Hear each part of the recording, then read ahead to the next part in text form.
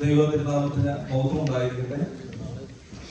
അനുഗ്രഹിക്കപ്പെട്ട ഈ ദേവാലയത്തിന്റെ വികാരി പ്രിയപ്പെട്ട പോളച്ചൻ, ഏറെ സ്നേഹിക്കുന്ന പ്രിയപ്പെട്ട ഓഫീസ്കോപ്പ അച്ഛൻ, തോമസ് അച്ഛൻ, പ്രിയപ്പെട്ട മാലിയച്ഛൻ, പ്രിയമുള്ളവരെ, സൂഫി ഗുരു ഒരിക്കൽ, സൂഫി കഥകൾ കേട്ടതാണ്. സൂഫി ഗുരു ഒരിക്കൽ ഒരു നാട്ടിലേക്ക് ചെല്ലോ.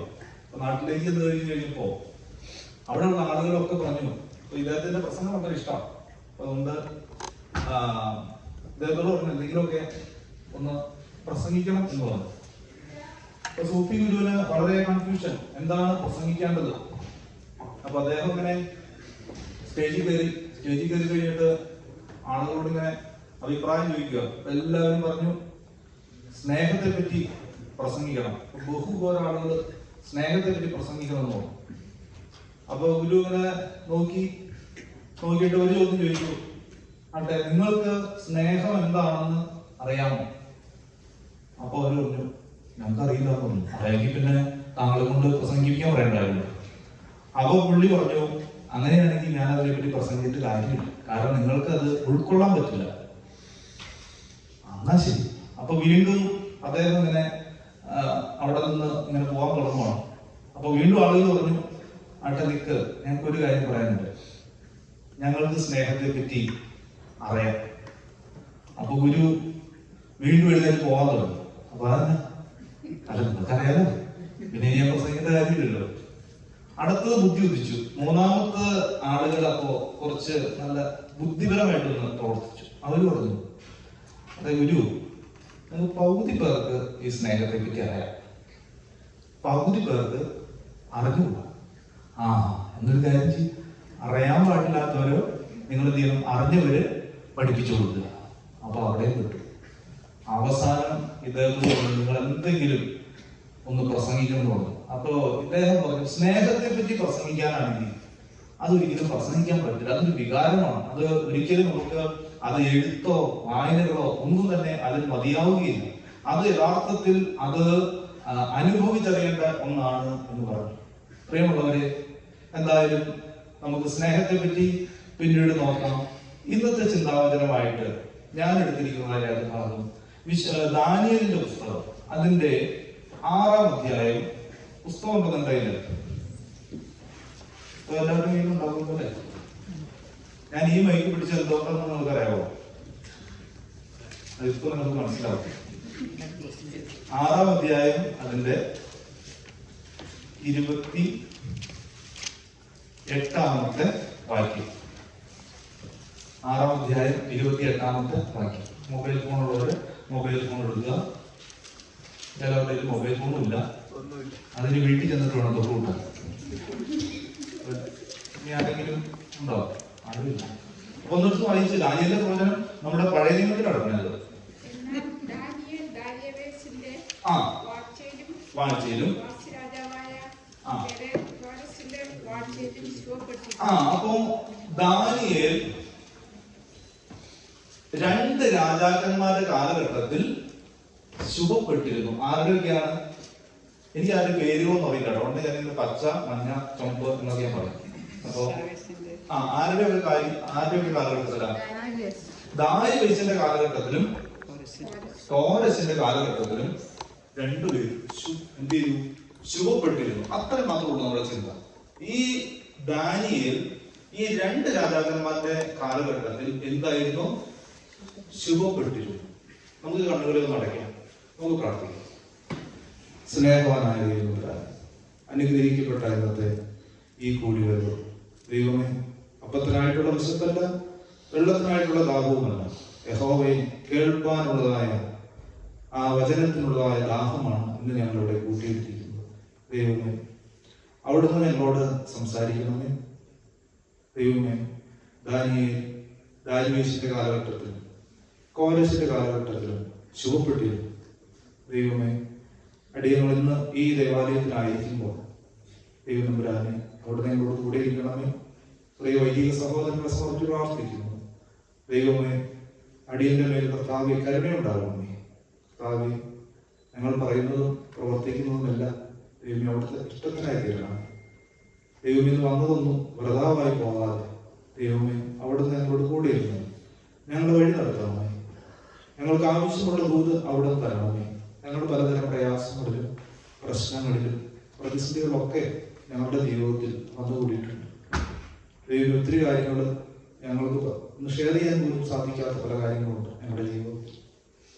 ദൈവമേ അവിടുന്ന് അവിടുത്തെ വചനത്തിന്റെ ആ വലിയതായ കാറ്റ് ഞങ്ങളുടെ ഇടയിലേക്ക് അവിടെ തരണമേ. ആ മഹാമാരി കർത്താവേ ഞങ്ങളുടെ മേൽ പെയ്ത് ഇറങ്ങണമേ. പരിമഞ്ഞു പോലെ ദൈവമേ അത് ഞങ്ങളുടെ ജീവിതത്തിൽ അത് എന്നും പ്രകാശിപ്പിക്കുമാറാണ്.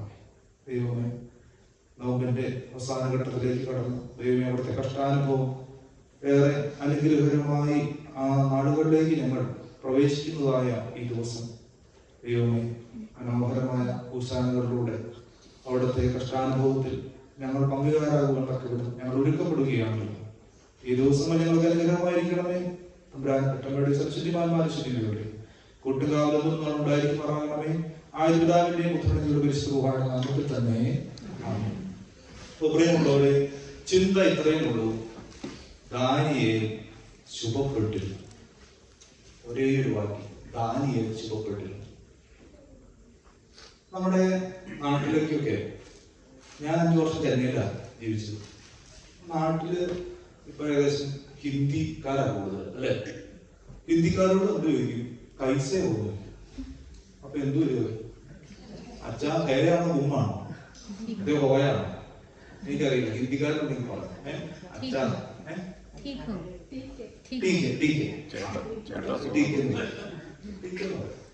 ാണോ എന്താണോ പുതിയ. അപ്പൊ നമ്മള് തമിഴ്നാട്ടിൽ ചോദിക്കും എപ്പിടി ഇருக்கு നല്ല ഇருக்கு. മലയാളികളോട് ചോദിക്കും സുഖമായിരിക്കുന്നു. ഞാൻ പറയുന്ന വെച്ചാൽ എനിക്ക് അങ്ങ് അഴിഞ്ഞു പോകുന്നു. അപ്പോ ചിലവരാണെങ്കിൽ മക്കളൊക്കെ അവിടെയൊക്കെയാണ് എങ്കിലും അങ്ങനെയൊക്കെ. അപ്പൊ പ്രിയമുള്ളവരെ, ഞാൻ സെമിനാരി പഠിക്കുമ്പോ ഒരു ഷമാസിനോട് അപ്പൊ ഇങ്ങനെ എല്ലാവരും ഇങ്ങനെ വരുമ്പോ ഫസ്റ്റ് ഇയർസിനെ ഇങ്ങനെ എല്ലാവരും വെൽക്കം ചെയ്യും. അപ്പൊ എല്ലാവരോടൊക്കെ ഇങ്ങനെ ചോദിക്കും എങ്ങനെയുണ്ട്, സുഖമൊക്കെയാണോ? അപ്പോ ഒരു ഷമാസിന് മാത്രം ഒരു ആൻസർ പറഞ്ഞു, ദൈവം പറയാൻ എല്ലാം സുഖമായിട്ട് പോകും. കേട്ടപ്പോഴേക്കും എല്ലാവരും പരിചയം. കാരണം ഇതുവരെ അങ്ങനെ ആരും പറഞ്ഞിട്ടില്ല. ഞാൻ ഇഗ്നേഷ്യസിൽ വന്നു കഴിഞ്ഞപ്പോഴും ഒരാള് അങ്ങനെ പറഞ്ഞു. അതൊരു ചേട്ടനാ പറഞ്ഞു, ദൈവം കൃപയാൽ സുഖമായിരിക്കുന്ന വെച്ചാൽ. എപ്പോ ചോദിച്ചാലും അങ്ങനെ പറയൂ, ദൈവം കൃപയാൽ സുഖമായിരിക്കുന്നു. നമ്മുടെ ജീവിതത്തിൽ അങ്ങനെ നമുക്ക് സുഖമായിരിക്കുന്നു എന്നുള്ളൊരു വാക്ക് അത് എപ്പോ ചോദിച്ചാലും നമുക്ക് പറയാൻ പറ്റുമോ? ചിലപ്പോ വലിയ ദാരിദ്ര്യത്തിന്റെ നടുവിലായിരിക്കും, ചിലപ്പോൾ പ്രയാസങ്ങളുടെ നടുവിലായിരിക്കും, പ്രശ്നങ്ങളുടെ നടുവിലായിരിക്കും. പ്രിയമുള്ളവര്, എപ്പോഴും ദൈവ കൃപയാൽ സുഖമായിരിക്കുന്നു നമുക്ക് പറയാൻ സാധിക്കും. ദാനിയേല് ഏത് സമയത്താണ് പറഞ്ഞതെന്നുള്ളതാണ് ഏറ്റവും വലിയതായ കാര്യം. അപ്പൊ ദാനിയേലിന്റെ പ്രവചനം നിങ്ങൾ അടച്ചു വെക്കരുത്. ദാനിയേലിലൂടെ നമ്മളൊന്ന് യാത്ര ചെയ്യുകയാണ്. ദാനിയേൽ എന്ന വാക്കിന്റെ അർത്ഥം ആരെങ്കിലും പറയാമോ? പറയുന്നവർക്ക് അച്ഛൻ ചോക്ലേറ്റ്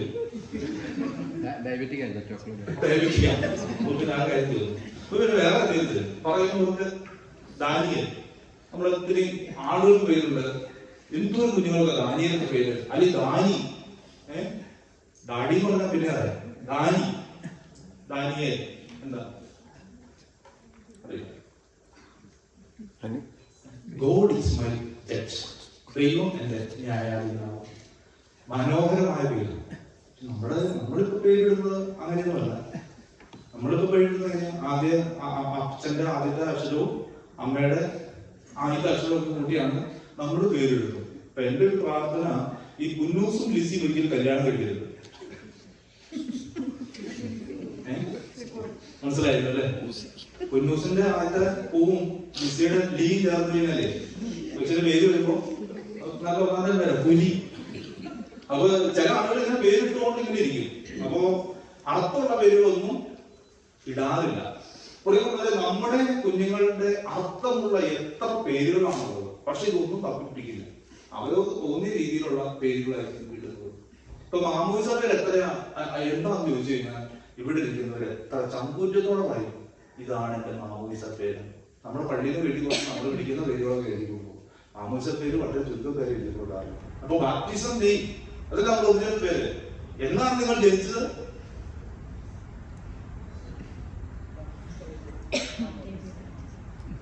എന്നാണ് നിങ്ങൾ ജനിച്ചത് എന്ന് ചോദിച്ചു കഴിഞ്ഞാൽ പ്രിയമുള്ളവരെ, ഒരു മനുഷ്യന്റെ എടുത്ത് വൈദികൻ 2 പ്രാവശ്യം ശ്വാസപ്പെടുന്നത്. ഒന്ന് മാമോദിസ തൊട്ടിയില് അല്ലെ ഒരിക്കൽ ശ്വാസപ്പ ഉയർത്തും അല്ലെ, വീണ്ടും ജനനം പ്രാപിക്കുവാൻ വരും അല്ലെ, ഒരു പ്രാവശ്യം. പിന്നെ എപ്പോഴായി ശ്വാസപ്പെടുന്നത്? മരിക്കുന്ന സമയത്ത്. പ്രിയമുള്ളവർ, 2 പ്രാവശ്യം മനുഷ്യന്റെ ജീവിതത്തിൽ, ഒരു സാധാരണ വിശ്വാസിയുടെ ജീവിതത്തിൽ 2 പ്രാവശ്യം എന്ത് ഈ ശ്വാസപ്പാട്. അപ്പോ ആ യഥാർത്ഥത്തിൽ നമ്മൾ ജനിച്ചിരിക്കുന്നത് മാമോദിസ തൊട്ടി യഥാർത്ഥത്തിൽ നമ്മുടെ ബർത്ത്ഡേ ആണ്. ബർത്ത്ഡേ ഒരു ക്രിസ്ത്യാനിയുടെ ബർത്ത്ഡേ ആണ്. എങ്ങോട്ടേക്ക് പോകുന്നത്? എങ്ങോട്ടേക്കുള്ള ബർത്ത്ഡേ? അവന്റെ സ്വർഗീയ ഭവനത്തിലേക്കുള്ളതായ ഒന്നാമത്തെ ഒരു ബർത്ത്ഡേ ആണ്. രണ്ടാമത് വീണ്ടും ഒരു ബർത്ത്ഡേ ആണ് അല്ലെ. ഇവിടെ നിന്ന് സ്വർഗത്തിലേക്കുള്ളതായ ഒരു ബർത്ത്ഡേ അല്ലെ. ഇവിടെ നമ്മൾ അതിന് എന്തെന്ന് പറയും? മരണം എന്ന് പറയും. പക്ഷെ അതെന്താണ്? സ്വർഗരാജ്യത്തിലേക്കുള്ളതായ ഒരു ജനനം കൂടിയാണ്. പ്രിയമുള്ളവർ, നമുക്ക് ദാനിയേലിന് ഇവിടെ മനോഹരമായ പേരാണ് വെച്ചിരിക്കുന്നത്, ദൈവം എന്റെ ന്യായാധിപനാകുന്നു. നമുക്ക് ദാനിയേലിന്റെ പ്രവചനം അതിന്റെ 1-ാം അധ്യായം വീണ്ടും നമുക്ക് ചേർന്ന് വായിക്കും. 1-ാമത്തെ വാക്യം. ദാനിയേൽ മാത്രം എടുത്ത് വെച്ചാൽ കേട്ടോ. ദാനിയേൽ യഹൂദ രാജാവായ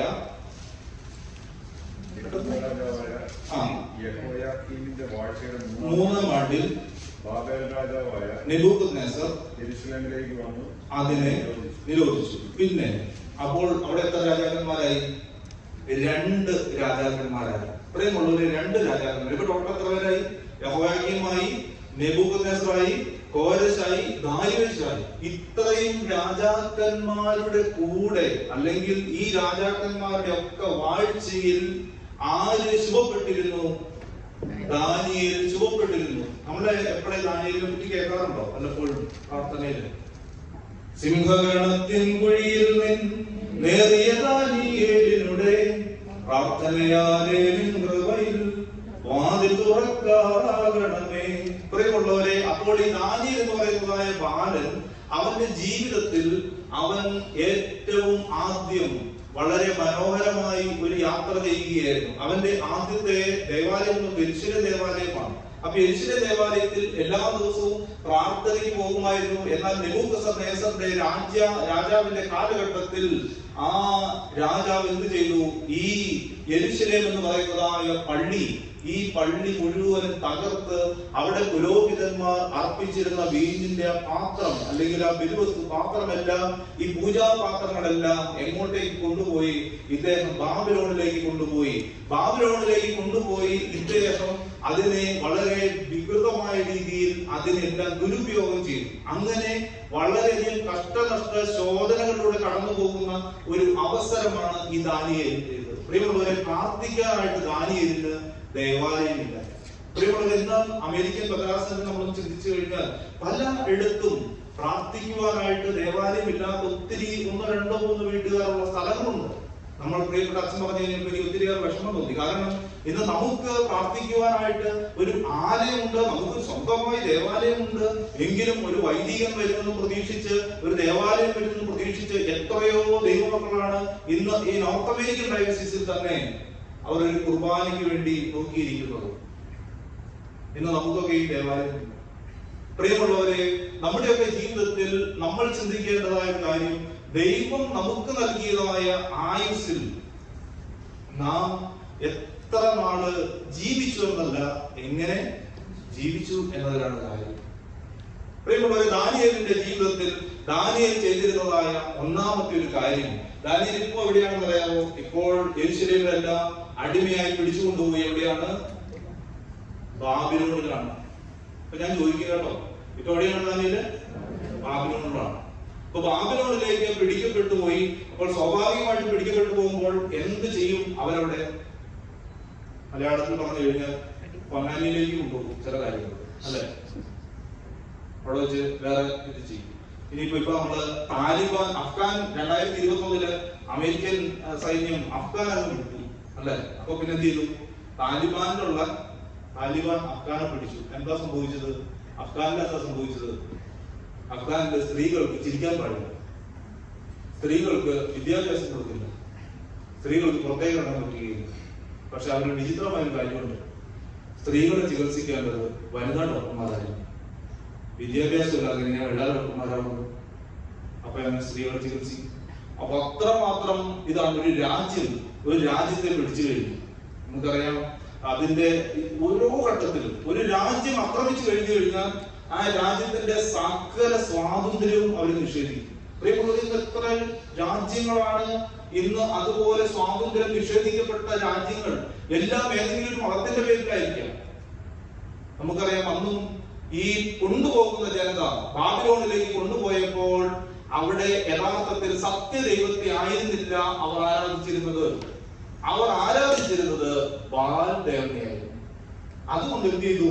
ദാനിയേലിനെ അവിടെ വെച്ച് മാംസം മുക്കുക, വീണ്ടും അവനെ അങ്ങോട്ടേക്ക് ചെയ്യുക. അതിന്റെ 7-ാമത്തെ വാക്യം വായിച്ച് 1:7 അവർക്ക് വായിക്കും കേട്ടോ. 1:7 അവർക്ക് പേരിട്ടു. ദാനിയേലിന് അവർ ബേൽത്ത്ശസ്സർ എന്ന് പേരിട്ടു. അടുത്ത ചോക്ലേറ്റിനുള്ള കാര്യമാണ് ബേൽത്ത്ശസ്സർ എന്ന വാക്കിന്റെ അർത്ഥം. ദാനിയേലിന്റെ വാക്കിന്റെ അർത്ഥം എന്താണ്? അല്ലേ? ഇനി ബേൽത്ത്ശസ്സർ എന്ന വാക്കിന്റെ അർത്ഥം ബാൽദേവൻ നിന്നെ രക്ഷിക്കട്ടെ. ഇപ്പൊ എന്തായി? ദാനിയേൽ യഥാർത്ഥ സത്യദൈവം മാറി, ഇപ്പൊ എന്തായി? ബാലിന്റെ ദൈവമാണ്. അപ്പൊ പ്രിയമുള്ളവരെ, അവിടെ ഒരു കോൺഫ്ലിക്റ്റ് വരികയാണ്. സത്യദൈവവും അതുപോലെ തന്നെ ബാലിന്റെ ദൈവം. ഇപ്പോൾ തീവ്രവാദികൾ വരികയാണ്. നമ്മളെല്ലാവരും ഞങ്ങളാരും ആദ്യം അബ്ബായി കേൾക്കൂല്ലേ? നിങ്ങൾക്ക് അങ്ങനെ ഒരു ഓപ്ഷൻ ഉണ്ട്. നിങ്ങളെല്ലാരും കൈവക്കും. ഷൂട്ടിങ്ങിനാണ് അല്ലേ? നമുക്ക് എന്തെങ്കിലും ചെയ്യാൻ പറ്റൂ? ഒന്നിന്റെ വിശ്വാസത്തെ ത്യജിക്കേണ്ടി വരും. പിന്നെ ഞങ്ങൾ അച്ഛന്മാരായതുകൊണ്ട് ഇപ്പൊ എന്തായാലും അവിടെ നെഞ്ചു വെച്ച് നിന്നേ പറ്റും. കാരണം എന്താണ്? അല്ലെങ്കിൽ ഞങ്ങൾ പറഞ്ഞതൊക്കെ വെറുതെ ആയിരിക്കും. അതുകൊണ്ട് ഇവിടെ വെച്ച് എന്തായാലും എന്ത് ചെയ്യും? കൊല്ലപ്പെടുന്നുള്ള ഉറപ്പാണ്. നമ്മുടെ ഒത്തിരി വൈദികര്, എത്രയോ വൈദികരാണ് ഈ കഴിഞ്ഞ ഐസിന്റെ ആക്രമണത്തിൽ കൊല്ലപ്പെട്ട. എത്ര അമ്മായിമാര് കൊല്ലപ്പെട്ടു, സ്ത്രീകളുടെ ഇപ്പോഴും കൊല്ലപ്പെടുന്നു ആയിരക്കണക്കിന്. അവര് യഥാർത്ഥ സത്യവിശ്വാസം, യഥാർത്ഥ ദൈവത്തിൽ ആശ്രയിച്ചുകൊണ്ട് എത്രയോ പേര് ഇന്നും രക്തസാക്ഷികളായി മാറുന്നു. പ്രിയമുള്ളവരെ, നമ്മൾ എത്രയോ സ്വാതന്ത്ര്യത്തിന്റെ എത്രയോ അങ്ങേയറ്റം നമ്മൾ എടുക്കുകയാണ്. നമ്മുടെ ജീവിതത്തിൽ ഈ സ്വാതന്ത്ര്യത്തിന്റെ എത്രമാത്രം, അതായത് നമുക്ക് പറഞ്ഞറിയിക്കാൻ സാധിക്കുകയില്ല. പ്രിയമുള്ളവരുടെ ദാനിയേൽ എന്ന് പറയുന്നതായ വ്യക്തിയെ ഇത്രമാത്രം പീഡിപ്പിക്കുന്നതായ ഒരു രാജാവിന്റെ അടുക്കിലേക്ക് കൊണ്ടുപോയി അവിടെ വെച്ച് ദാനിയേലിന് കിട്ടുന്നതായ ഒന്നാമത്തെ കാര്യം 8-ാമത്തെ വാക്യം. പെട്ടെന്ന് വായിച്ചോ. ഒന്നാമത്തെ കാര്യം 8-ാമത്തെ വാക്യം. എന്നാൽ രാജാവിന്റെ ഭോജനം കൊണ്ടും അവൻ കുടിക്കുന്ന വീഞ്ഞു കൊണ്ടും തന്നെത്താൻ അശുദ്ധമാക്കുകയില്ല. അതായത് ഒന്നാമത്തെ കാര്യമാണ് ദാനിയേലിനോട് അവിടുത്തെ രാജഭോജനങ്ങൾ കഴിക്കുവാൻ ആവശ്യപ്പെടുകയാണ്. യഥാർത്ഥത്തിൽ അവിടെ എന്താണ്? ദാനിയേൽ അവിടെ ആദ്യം അത് റിജക്റ്റ് ചെയ്യുക. പക്ഷേ റിജക്റ്റ് ചെയ്യുക എന്ന് പറഞ്ഞു കഴിഞ്ഞാൽ ഇദ്ദേഹം നോക്കിക്കഴിഞ്ഞു കഴിഞ്ഞപ്പോൾ അത്യാവശ്യം നല്ല ബുദ്ധിയൊക്കെ ഉള്ള ആളുകളാണ്. പിടിച്ചുകൊണ്ട് പോയപ്പോ ദാനിയേലിന് ഇച്ചിരി ബുദ്ധിയൊക്കെ ഉണ്ട്. അതുകൊണ്ട് രാജാവിന്റെ ഒരു ജോലി, അതായത് നമ്മളൊരു കമ്പനിയിൽ ഒരു CEO രാജാവാണെങ്കിൽ ഏതെങ്കിലും ഒരു വർക്ക് ഇദ്ദേഹത്തിന് കൊടുക്കുകയാണ്. അപ്പോൾ ഇദ്ദേഹത്തിന് വർക്ക് കൊടുത്തു കഴിഞ്ഞ സമയത്ത് ആ വർക്ക് നന്നായിട്ട് ചെയ്യണമെങ്കിൽ ഈ പുള്ളി എന്ത് ചെയ്യണം? ദാനിയേൽ എന്ത് ചെയ്യേണ്ടി വരും? നല്ല രീതിയിൽ ഫുഡ് കഴിക്കേണ്ടി വരും. അപ്പൊ ഫുഡ് കഴിക്കുവാനായിട്ടുള്ളതായ ഇതില് ദാനിയേൽ ഫുഡ് കഴിക്കുന്നില്ല എന്ന് വെച്ചു. അപ്പോൾ ദാനിയേലിന് ഫുഡ് കൊടുക്കുന്ന ആള് ദാനിയേലിനോട് പറയുന്ന ഒരു കാര്യമുണ്ട്. അത് ഞാൻ വായിക്കാം. എന്താണ് അവിടെ പറയുന്നത് അറിയാമോ? പറയുന്നത് 11-ാമത്തെ വാക്യം, 10-ാമത്തെ വാക്യം. നിങ്ങളുടെ ഭക്ഷണവും പാനീയവും നിയമിച്ചിട്ടുള്ള എന്റെ യജമാനായ രാജാവിനെ ഞാൻ ഭയപ്പെടുന്നു. അവൻ നിങ്ങളുടെ മുഖം നിങ്ങളുടെ സമപ്രായക്കാരായ ബാലന്മാരുടേതിനേക്കാൾ ഒത്തുനോക്കിയാൽ നിങ്ങൾ മെലിഞ്ഞിരിക്കുന്നത് എന്തിനെന്ന് ചോദിക്കും. അങ്ങനെയായാൽ നിങ്ങൾ രാജസന്നിധിയിൽ എന്റെ തല എന്ത് ചെയ്യും? പോകും. ഈ കൊടുക്കാൻ ഫുഡ് ഏൽപ്പിച്ചിരിക്കുന്ന ആളെന്ത് ചെയ്യും? ആ പുള്ളിയുടെ തല പോകും. പ്രിയമുള്ളവരെ, അപ്പോൾ ഈ കൊടുക്കുവാനായിട്ടുള്ളതായ ഒരു പ്രയാസം വരികയാണ്. യഥാർത്ഥത്തിൽ നമ്മളൊന്ന് ചിന്തിച്ചു കഴിഞ്ഞാൽ ഇത് നോമ്പിന്റെ കാലഘട്ടമാണ്. ഈ നോമ്പിന്റെ കാലഘട്ടത്തിൽ പരിശുദ്ധ സഭ ചില കാര്യങ്ങളൊക്കെ വർജിക്കുവാനായിട്ട് പറഞ്ഞു. എത്ര ദൈവമക്കള് അത് ധൈര്യത്തോടെ ചങ്കൂറ്റത്തോടെ വർജിക്കുവാനായിട്ട് നമുക്ക് സാധിച്ചിട്ടുണ്ട്. എത്ര പേര് അത് മനസ്സിലൊന്ന് കുറിച്ചിടുക, എത്ര പേര് അത് സാധിച്ചിട്ടുണ്ട്. പ്രിയമുള്ളവരെ, ഇനിയും സാധിച്ചിട്ടില്ലെങ്കിൽ ഇന്ന് മുതലെങ്കിലും നമ്മളത് ഭംഗിയായിട്ട് നോക്കണം. ഇന്ന് മുതലെങ്കിലും ശക്തമായ ഒരു നോമ്പിന്റെ അനുഭവത്തിലൂടെ നമ്മൾ കടന്നു പോകണം, കഷ്ടാനുഭവങ്ങളിലൂടെ കടന്നു പോകണം. അതിന്റെ എന്താണ് ഗുണം? അതിന്റെ അടുത്ത കാര്യം പറയുകയാണ്. 12-ാമത്തെ വാക്യം വായിച്ച്, അടിയങ്ങളെ 10 ദിവസം പരീക്ഷ അവിടെ ഞങ്ങൾക്ക് തിന്മാൻ ശാഖപദാർത്ഥവും കുടിപ്പാൻ പച്ചവെള്ളവും നൽകട്ടെ. ശാഖപദാർത്ഥം എന്ന് പറഞ്ഞാൽ എന്താണെന്നറിയാമോ? എന്റെ ഇംഗ്ലീഷ് വായിക്കട്ടെ. എന്താ? വെജിറ്റബിൾസ് ആണ്. അതായത് മാംസമൊന്നും അല്ല, വെറും വെജിറ്റബിൾസും പിന്നെ എന്താണ്, പച്ചവെള്ളവും മാത്രമാണ് ഈ ദാനിയേലിന് കുടിപ്പാനായിട്ട് കൊടുത്തിരിക്കുന്നത്. നോമ്പല്ലേ യഥാർത്ഥത്തിൽ അതിന്റെ നമ്മൾ നോമ്പ് എന്ന് പറയുന്നത് വെജിറ്റബിളും പിന്നെ വെള്ളവും. അതാണ് നോമ്പ് കാലഘട്ടത്തിൽ ഒരു സുറിയാനിക്കാരന്റെ ഭക്ഷണം എന്ന് പറയുന്നത്. പ്രിയമുള്ളവരെ, അതിന്റെ ഒരു ഗുണമാണ്. ഇനിയാണ് അതിനകത്ത് ശ്രദ്ധിക്കേണ്ട ഒരു കാര്യം. 13-ാമത്തെ വാക്യം, ഇത് ഞാൻ പറയുന്നതല്ല, 13-ാമത്തെ വാക്യം വായിച്ച്, അതിന്റെ ശേഷം ഞങ്ങളുടെ മുഖവും രാജഭോജനം കഴിക്കുന്ന ബാലന്മാരുടെ മുഖവും തമ്മിൽ ഒത്തുനോക്കണം. ചുരുക്കി പറഞ്ഞാൽ, നോമ്പ് നോക്കാത്തവന്റെ മുഖവും നോമ്പ് നോക്കിയവന്റെ മുഖവും കൂടി ഒത്തുനോക്കണം. അപ്പൊ എല്ലാവരും എന്റെ മുഖത്തേക്ക് ഇട്ട് നോക്കുന്നു ശക്തമായ രീതിയിൽ. അത് പ്രിയമുള്ളവരെ, നോമ്പ് നോക്കിയവന്റെ മുഖത്ത് എന്ത് കാണും, നോമ്പ് നോക്കാത്തവന്റെ മുഖത്ത് എന്ത് കാണും എന്നാണ് ഇനി നമ്മൾ പഠിക്കുന്നത്. അതിന്റെ 15-ാമത്തെ വാക്യം എന്താണ്? ഈ വേദപുസ്തകത്തിലെ മനോഹരമായ ഒരു വാക്യം. പ്രിയമുള്ളവരെ, നോമ്പുകാർക്ക് കിട്ടാവുന്ന ഏറ്റവും വലിയ അപ്രീസിയേഷൻ എന്താണത്? 15-ാമത്തെ വാക്യം. 10 ദിവസങ്ങൾക്ക് കഴിഞ്ഞ ശേഷം രാജകീയ ഭക്ഷണം, നല്ല ചിക്കനും മട്ടനൊക്കെ കഴിച്ചവരുടെ കാര്യം എന്താണ്? അവരുടെ അഴകുള്ളവരും മാംസപുഷ്ടിയുള്ളവരുമായി മാറും. ചേട്ടന്മാരൊക്കെ എങ്ങനെയാവും? ഇപ്പോഴുള്ളതിനേക്കാൾ 10 ഇരട്ടി മാറ്റോടുകൂടി സുന്ദരനാവും. ചേച്ചിമാരോ സുന്ദരിമാരാവും. പിന്നെ എന്തുകൂടിയാവും? മാംസപുഷ്ടിയുള്ളവരെ മാറും. അപ്പൊ യഥാർത്ഥത്തിൽ നോമ്പ് നോക്കിയാൽ നമ്മൾ ക്ഷീണിക്കുകയാണോ അതെയോ മാംസപുഷ്ടിയുള്ളവരായി മാറുകയാണോ ചെയ്യണം? വെയിറ്റ് ലോസ് ചലഞ്ച് ഇപ്പൊ നടക്കുന്നുണ്ട്. എന്റെ 75 ആയിരുന്നു. ഇനിയിപ്പോ എത്രയാണ് നോക്കണം. 40 ദിവസം കഴിക്കും. എല്ലാവരും ഉണ്ട്. അപ്പോ ഈ വെയിറ്റ് ലോസ് ചലഞ്ചില് ഇനിയിപ്പോ വെയിറ്റ് കൂടിയ എന്താണ് പറയേണ്ടത്? നന്നായിട്ട് നോമ്പ് നോക്കിയെന്നാ പറയേണ്ടത്. വെയിറ്റ് കുറഞ്ഞാലോ? ഞാൻ പറഞ്ഞ മാംസപുഷ്ടിയിൽ കണ്ടില്ലെങ്കിൽ എന്താണ്? നോമ്പ് നോക്കിയിട്ടില്ല. ഞാൻ ചോദിക്കട്ടെ, 40 ദിവസം മോശം നോമ്പ് നോക്കിയോ? അവന് സംസാരിച്ചില്ലേ? വന്നു കഴിഞ്ഞിട്ട് യേശുദമ്പുരാൻ നോമ്പ് നോക്കി എന്നിട്ട് സംസാരിച്ചില്ലേ? അല്ലെങ്കിൽ അവിടെ വിഷാദഭാവത്തിലാണ് വിശുദ്ധ വേദപുസ്തകം പറയുന്നത്. നോമ്പാൽ ശോഭിതനായി മോശ. അറിയില്ല, സൂഫി ഗുരു പറഞ്ഞില്ലേ? അറിയില്ലെങ്കിൽ പിന്നില്ല. അത് പ്രിയമുള്ളവരെ, നോമ്പാൽ ശോഭിതനായി മോശ ഗിരിമേലുടയവനെ കണ്ടു. അപ്പോൾ സിംഹഗണത്തിൻ കുഴിയിൽ നിന്ന് ഏറിയ ദാനിയേലിന്റെ പ്രാർത്ഥനയാലെ ഇത് കൃപയാൽ വാതിൽ തുറക്കാറാകണമേ. അപ്പൊ ആര് നോമ്പ് നോക്കി? ദാനിയേൽ നോമ്പ് നോക്കി. ഇനി 2-ാമത്തെ കാര്യം, നിങ്ങളുടെ കുഞ്ഞുങ്ങളെ പഠിപ്പിക്കാനുള്ള കാര്യം. അച്ഛൻ പറഞ്ഞു അച്ഛന്റെ രാവിലെ തന്നെ പോയി പറഞ്ഞു. പ്രിയമുള്ളവരെ, നമ്മുടെ കാര്യം പോയി, നമ്മുടെ പിള്ളേർക്കുള്ള കാര്യം.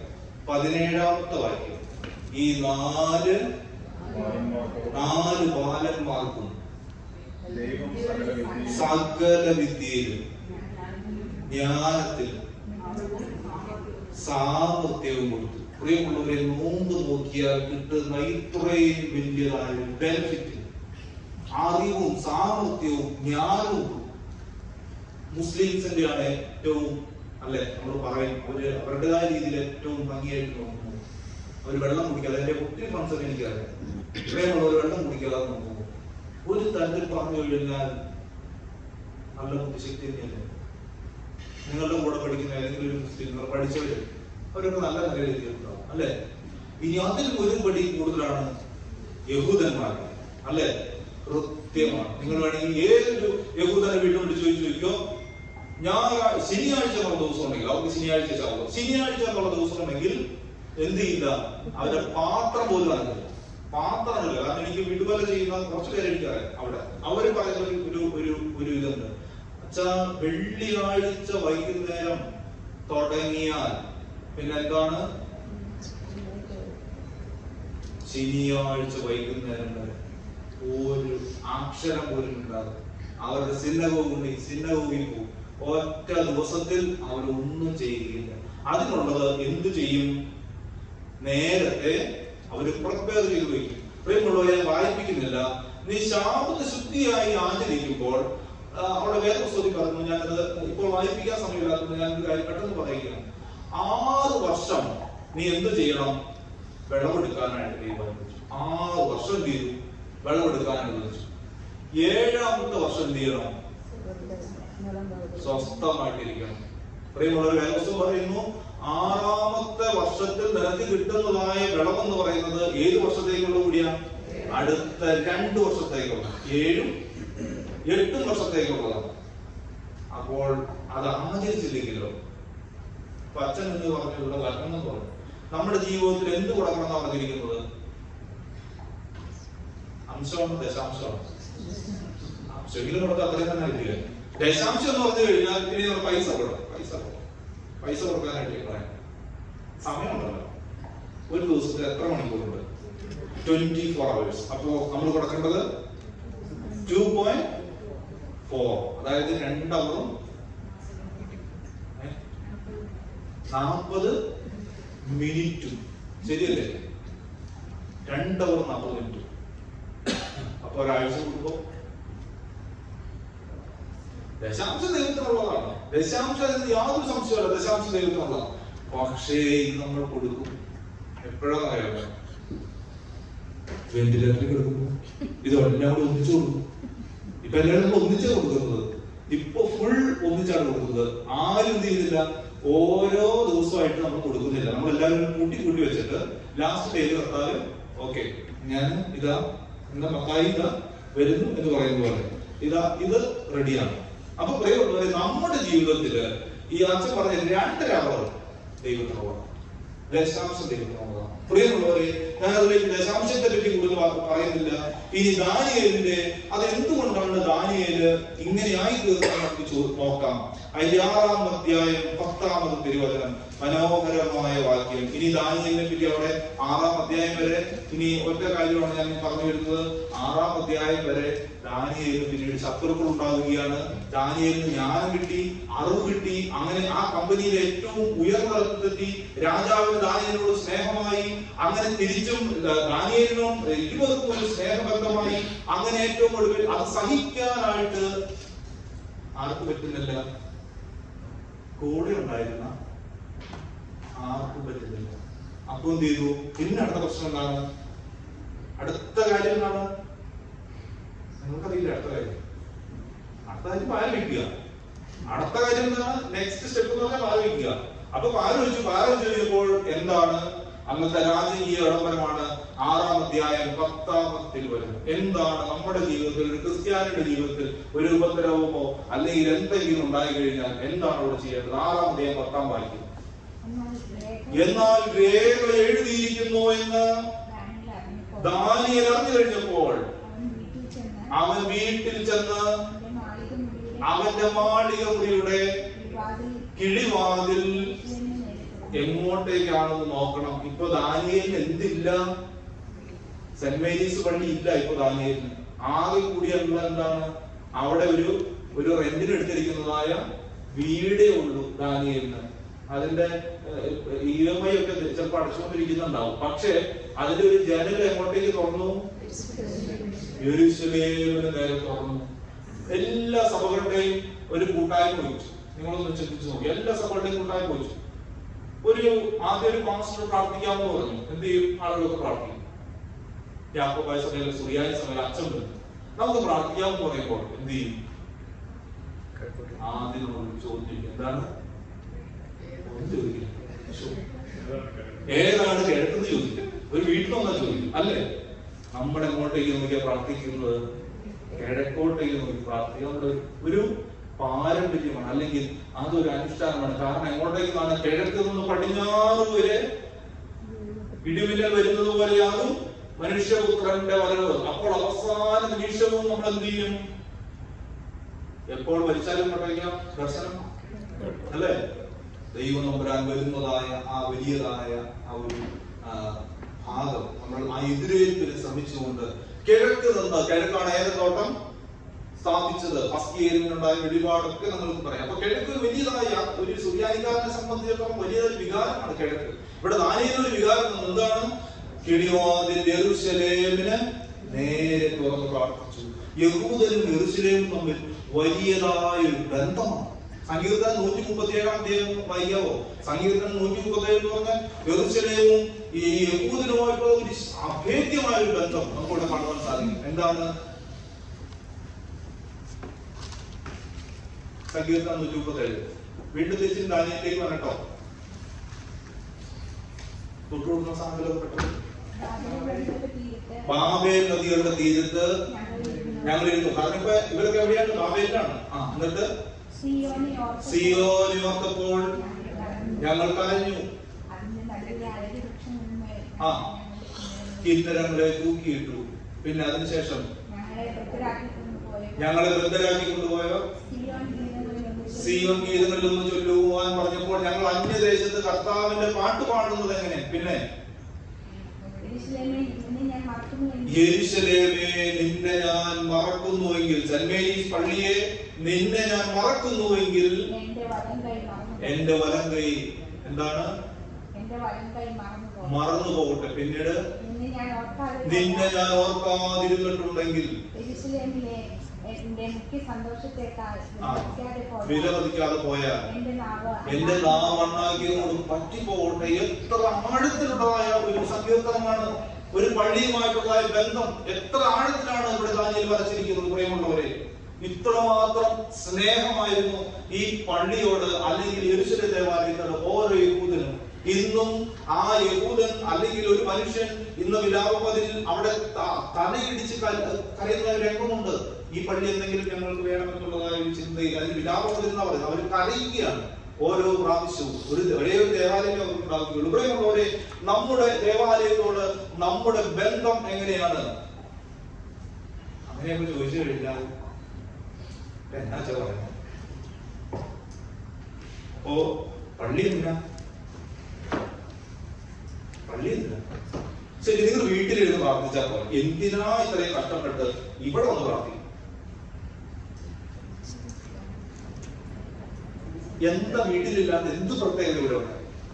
യൂണിവേഴ്സൽ പ്രസൻസ് കർത്താവ് എല്ലായിടത്തും ഉണ്ട്. അതുകൊണ്ട് നമ്മുടെ വീട്ടിലും ഉണ്ട്. പിന്നെ അങ്ങനെ പ്രശ്നം ഒരു കൂട്ടായ്മ ചില ഭക്ഷണം പോയി കഴിച്ചു കൊടുത്ത് പിരിയും. പിന്നെ രണ്ടോ അതിലധികം കൂട്ടും. അപ്പൊ എന്തായാലും പള്ളിക്ക് നിറയെ ആളുകളാണല്ലോ. അപ്പൊ എന്തായാലും കർത്താവ് ഉടക്കാണ്. അത് പിന്നെ എടുക്കണം ദൈവം മനസ്സിലാക്കി. പിന്നെ ദൈവത്തിന്റെ ആലയമാണ്. യെസ്, അവിടെ ഇതൊന്നുമില്ലാതിരിക്കുന്ന ഒരു സംഭവമുണ്ട്. വിശുദ്ധ കുർബാന, യൂക്കറിസ്റ്റിക് പ്രസൻസ്. അത് ദേവാലയത്തിൽ മാത്രമേ ഉള്ളൂ. വിശുദ്ധ മൂന്നാം കൊണ്ട് നിങ്ങളുടെ ആരുടെയും വീട് അഭിഷേകം ചെയ്തിട്ടില്ല. പ്രിയമുള്ളവരെ, യൂക്കറിസ്റ്റിക് പ്രസൻസ്. അപ്പോൾ നമ്മൾ എപ്പോഴാണ് പള്ളിയിൽ ധ്യാനയോഗം തന്നെ ഇപ്പൊ അച്ഛൻ പറഞ്ഞിട്ട് ഇപ്പൊ ഇത്രയും കഷ്ടപ്പെട്ടിട്ടൊക്കെ ഞങ്ങൾ വന്നു. 2-3 പ്രാവശ്യം വിളിച്ച്. പ്രിയമുള്ളവരെ, എപ്പോ പള്ളിയിൽ വന്നപ്പോ അത് പ്രശ്നം. ഇവിടെ മണി ഉണ്ടായിരുന്നെങ്കിൽ മണി അടിക്കാതെ ഉണ്ടായിരുന്നു. സാധാരണ നാട്ടിലൊക്കെ എപ്പോഴും മണി അടിക്കുന്നത് വൈകുന്നേരം മണി അടിക്കും. നമ്മുടെ ദിവസം ആരംഭിക്കുന്നത് തലേ ദിവസം മണി അടിക്കും അല്ലെ?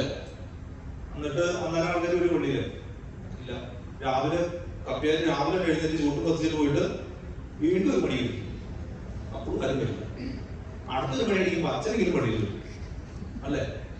അടുത്ത മണി അടിച്ചാലും പിന്നെ മൂന്നാമത്തെ ഒരു മണിയാണ്. അതുകൊണ്ട് കപ്പ്യാരെ അടിച്ചു നിർത്തും.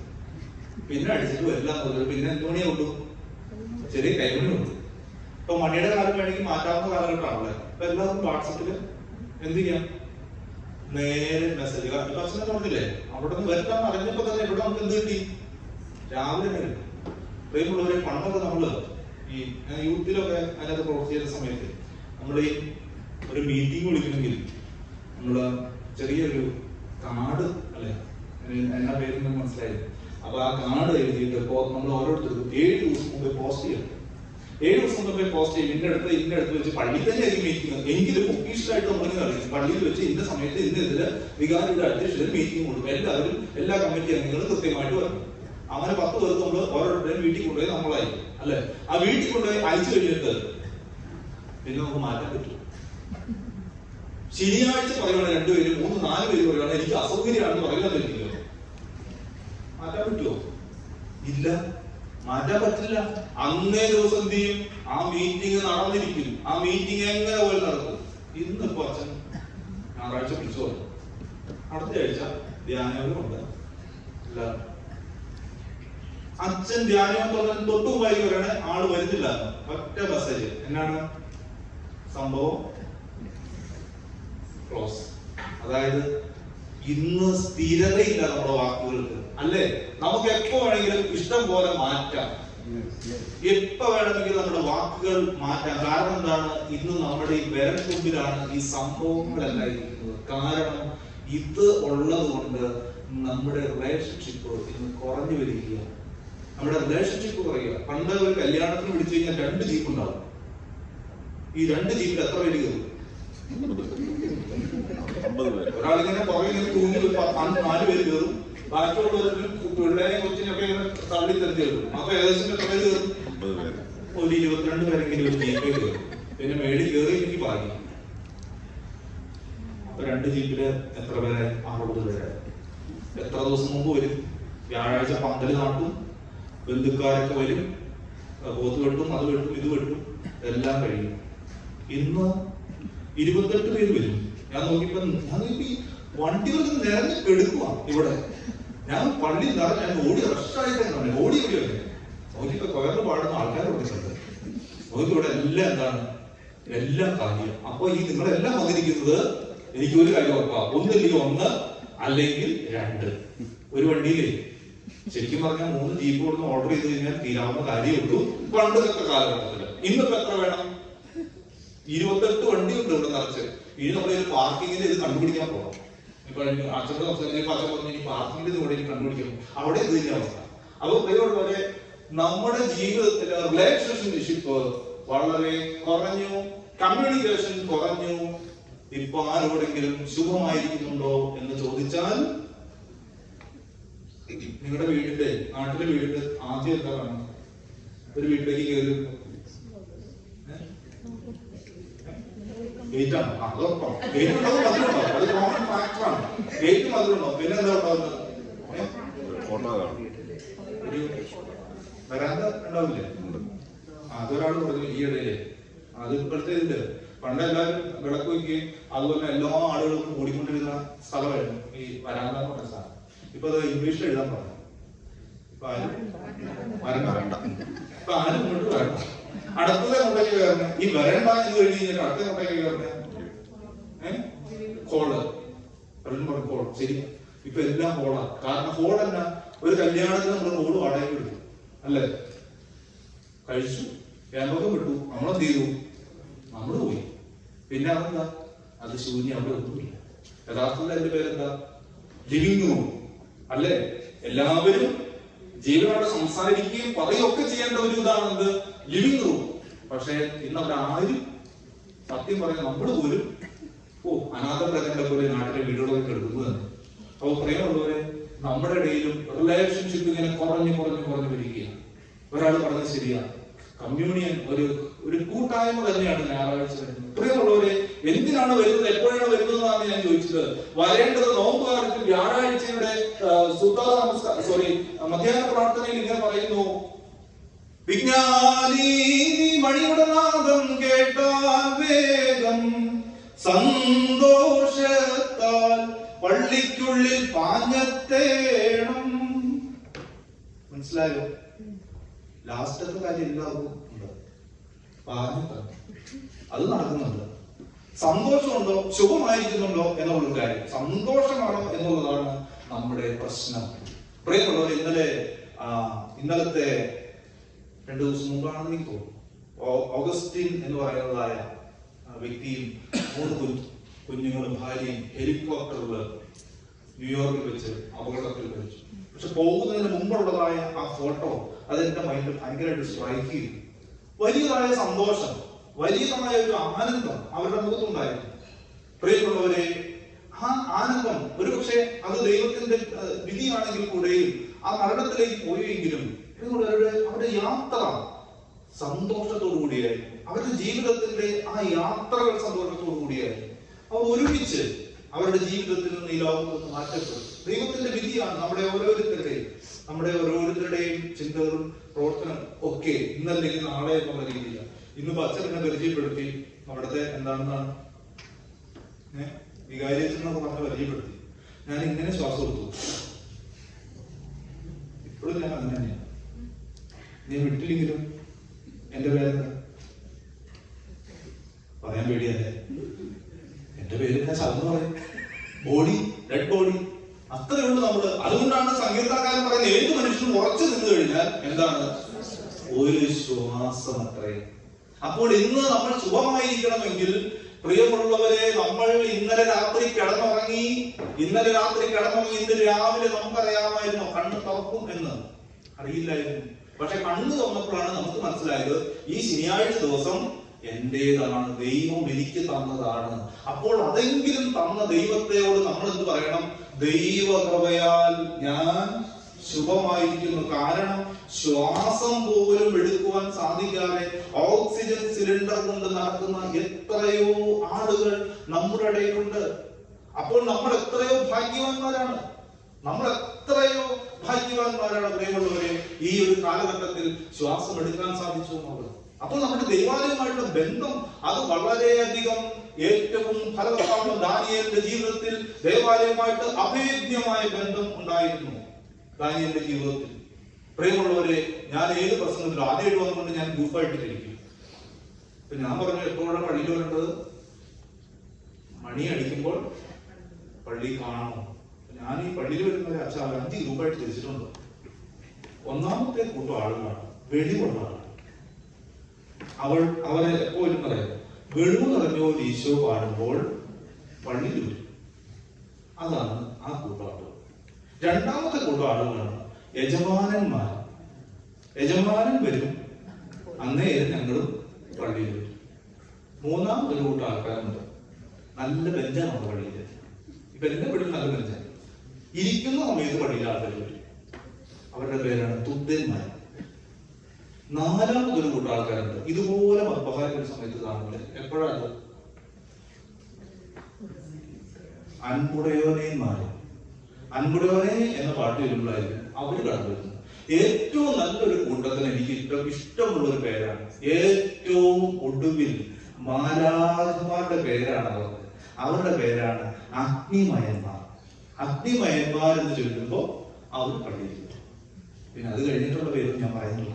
അപ്പോ അങ്ങനെ ഒരു കൂട്ടം ആൾക്കാരുണ്ട്. നാളെ പള്ളിയിൽ വരുമ്പോ, നാളെ അവസാനം ഇതിലേത് കൂട്ടത്തിലാണ് നമ്മുടെ ആൾക്കാർ പെടുന്നതെന്ന് ശാന്തമായിട്ട് ചിന്തിച്ചു കഴിഞ്ഞാൽ നല്ലതായിരിക്കും. പ്രിയമുള്ളവരെ, എന്തിനാണ് നമ്മൾ പള്ളിയിൽ വരുന്നത്? എന്തിനാ പള്ളിയിൽ വരുന്നത്? ഈ പാട്ട് കൂട്ടിയത് ഞാനാണെങ്കിൽ ചോദ്യം ചോദിച്ചോണ്ടേ. അതുകൊണ്ട് ഈ മനസ്സിലായി. പ്രിയമുള്ളവരെ, അത് നമുക്ക് കേൾക്കാം. ഉന്നത പദവിയിലേറിയ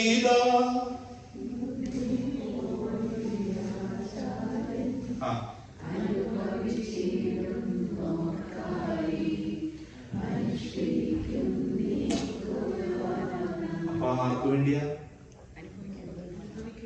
അനുഭവിക്കുന്നവർക്ക്. ഇപ്പൊ ആരാ അനുഭവിക്കുന്ന? അച്ഛൻ അനുഭവിക്കുന്നുണ്ട്, പിന്നെ ബാക്കിയുള്ളവര് അനുഭവിക്കുന്നുണ്ട്. അപ്പൊ എങ്ങനെ അനുഭവിക്കണം എന്നുള്ളതാണ് ഇന്നത്തെ റിട്രീറ്റ്. എങ്ങനെ അനുഭവിക്കുക എന്നുള്ളതാണ്. പ്രിയമുള്ളവരെ, ഒരു പ്രാവശ്യം വിശുദ്ധ കുർബാന അനുഭവിച്ചാൽ പിതാക്കന്മാർ പറയുന്നു, എന്ത് പറയുന്നു? എന്താണ്? അത് ഇപ്പൊ നമ്മളിപ്പോ ചില ഭക്ഷണം കഴിച്ചുകൊണ്ടിരിക്കും. നമ്മൾ എത്ര ദിവസം പട്ടിണി എടുക്കും? അല്ലെങ്കിൽ ഭക്ഷണം ഇല്ലാതെ ജീവിക്കും? എത്ര ദിവസം ജീവിക്കും? 40 days ഒക്കെ കിട്ടുമോ? 40 hours.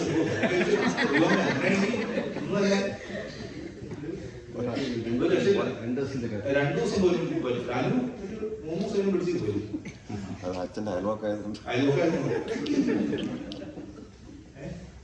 പറ്റില്ല, തീരെ പറ്റില്ല. ചില ആളുകൾക്ക് പറ്റില്ല. പക്ഷേ 40 ദിവസം വരെ നമുക്ക് എന്ത് ചെയ്യാൻ പറ്റും?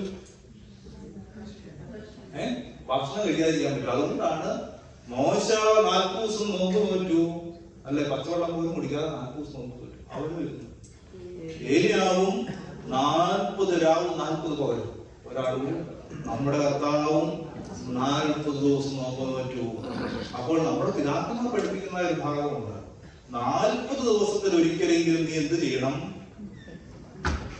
കുമ്പസാരിച്ച് കുർബാന അനുഭവിക്കണം. നീ വലിയതായ തെറ്റുകൾ ചെയ്തിട്ടുണ്ടെങ്കിൽ 40 ദിവസത്തിൽ ഒരിക്കലെങ്കിലും വിശുദ്ധ കുർബാന കുമ്പസാരിച്ച് അനുഭവിക്കണം. പ്രിയമുള്ളവരെ, അതായത് ഇന്ന് ഞാൻ വിശുദ്ധ കുർബാന പിടിച്ചാൽ അത് 40 ദിവസം വരെയും അതിന്റെ ആ ഒരു പോഷണം, അല്ലെ നമ്മളിപ്പോ ഭക്ഷണം കഴിച്ചാൽ പോഷണം അല്ലേ കുറച്ച് നാൾ എക്സ്റ്റെൻഡ് ചെയ്യില്ലേ, അതുപോലെ തന്നെയാണ് ഈ ആത്മീയമായ ഭക്ഷണമാകുന്ന വിശുദ്ധ കുർബാനയുടെ ആ പോഷണം. അതുകൊണ്ടാണ് ഏലിയാവിന്റെ കഥയിൽ പറയുന്നത്, ഏലിയാവിന്റെ സംഭവത്തിൽ പറയുന്നത്, ഏലിയാവ് കനലിൽ ചുട്ട ആ അട കഴിച്ചു കഴിയുമ്പോൾ 40 ദിവസം നിർത്താതെ ഓടിയെന്നാ പറയുന്നത്. നമുക്ക് ചില ആളുകൾക്കുണ്ടല്ലോ ഇതിന്റെ പോഷണം 1 വർഷം വരെ കിട്ടും. അതുകൊണ്ട് എന്ത് ചെയ്യും? 1 വർഷത്തിലെ അവരെന്ത് ചെയ്യുള്ളൂ? കുർബാന അനുഭവിക്കുന്നു. ചില ആളുകൾക്കുണ്ടല്ലോ കല്യാണം വരെ കിട്ടും, കല്യാണം വരെ കിട്ടും. അപ്പൊ അവരെന്ത് ചെയ്യും? 8 കുമ്പസാരം നടക്കും. 3ാമത്തെ വീതന്മാർക്ക് മരിക്കുന്നവരെ കിട്ടും. ജന്മത്തിൽ എന്ത് ചെയ്യില്ല? പള്ളിയിൽ വരില്ല, കുമ്പസാരിക്കുകയില്ല, കുർബാന അനുഭവിക്കുകയില്ല. നമ്മുടെ കൂട്ടത്തിൽ ചില ആളുകൾ കാണുന്നത് പ്രിയമുള്ളവരെ. അപ്പോൾ വിശുദ്ധ കുർബാന അനുഭവിക്കുന്നവർക്ക് വേണ്ടിയാണ് എന്ത് ചെയ്യുന്നത്? ഇത് അനുഷ്ഠിക്കുന്നത്. വിശുദ്ധ കുർബാനയുടെ ആ എന്തുകൊണ്ടാണ് എന്ന് ചോദിച്ചു കഴിഞ്ഞാൽ നമുക്കറിയാം, ദാനിയേലിന്റെ ജീവിതം ആ വിശുദ്ധ ദേവാലയത്തോടുമായി ബന്ധപ്പെട്ട് നിൽക്കുന്നതായ ജീവിതമാണ്. അവൻ ദേവാലയവുമായി ബന്ധപ്പെട്ട് നിൽക്കുന്നതായ ഒരു ജീവിതം. അവന്റെ ജീവിതത്തിലേക്ക് ഇനി പോകുന്നത് സിംഹങ്ങളുടെ കുഴിയിലേക്കാണ്. സിംഹങ്ങളുടെ കുഴിയിലേക്ക് പോകുമ്പോഴും അവന്റെ ദേവാലയവുമായിട്ടുള്ളതായ ബന്ധം നമുക്ക് ഒന്നോടെ ചേർന്ന് വായിക്കാം. 6-ാം അധ്യായം 10-ാമത്തെ തിരുവചനം ഒന്നോടെ ചേർന്ന് വായിക്കാം. എന്നാൽ രേഖ എഴുതിയിരുന്നോ മാളിക മുറിയുടെ കിളിവാതിൽ യെരൂശലേമിൽ തുറന്നിരുന്നു. താൻ മുമ്പേ ചെയ്തു വന്നിരുന്നത് പോലെ ദിവസവും 3 പ്രാവശ്യം മുട്ടുകുത്തി തന്റെ ദൈവത്തിന്റെ സന്നിധിയിൽ, അല്ലേ? അപ്പോൾ പ്രാർത്ഥന മാത്രമല്ല, എന്തുകൂടിയുണ്ട്? കുമ്പിടിൽ കൂടിയുണ്ട്. ഈ നോമ്പ് കാലഘട്ടത്തിൽ ഇനി നമ്മൾ വലിയതായ കുമ്പിടിലേക്ക് കടക്കുകയാണ്. എത്ര ദിവസമാണ് നോമ്പില് പ്രാർത്ഥിക്കേണ്ടത്? എത്ര നേരമാണ്?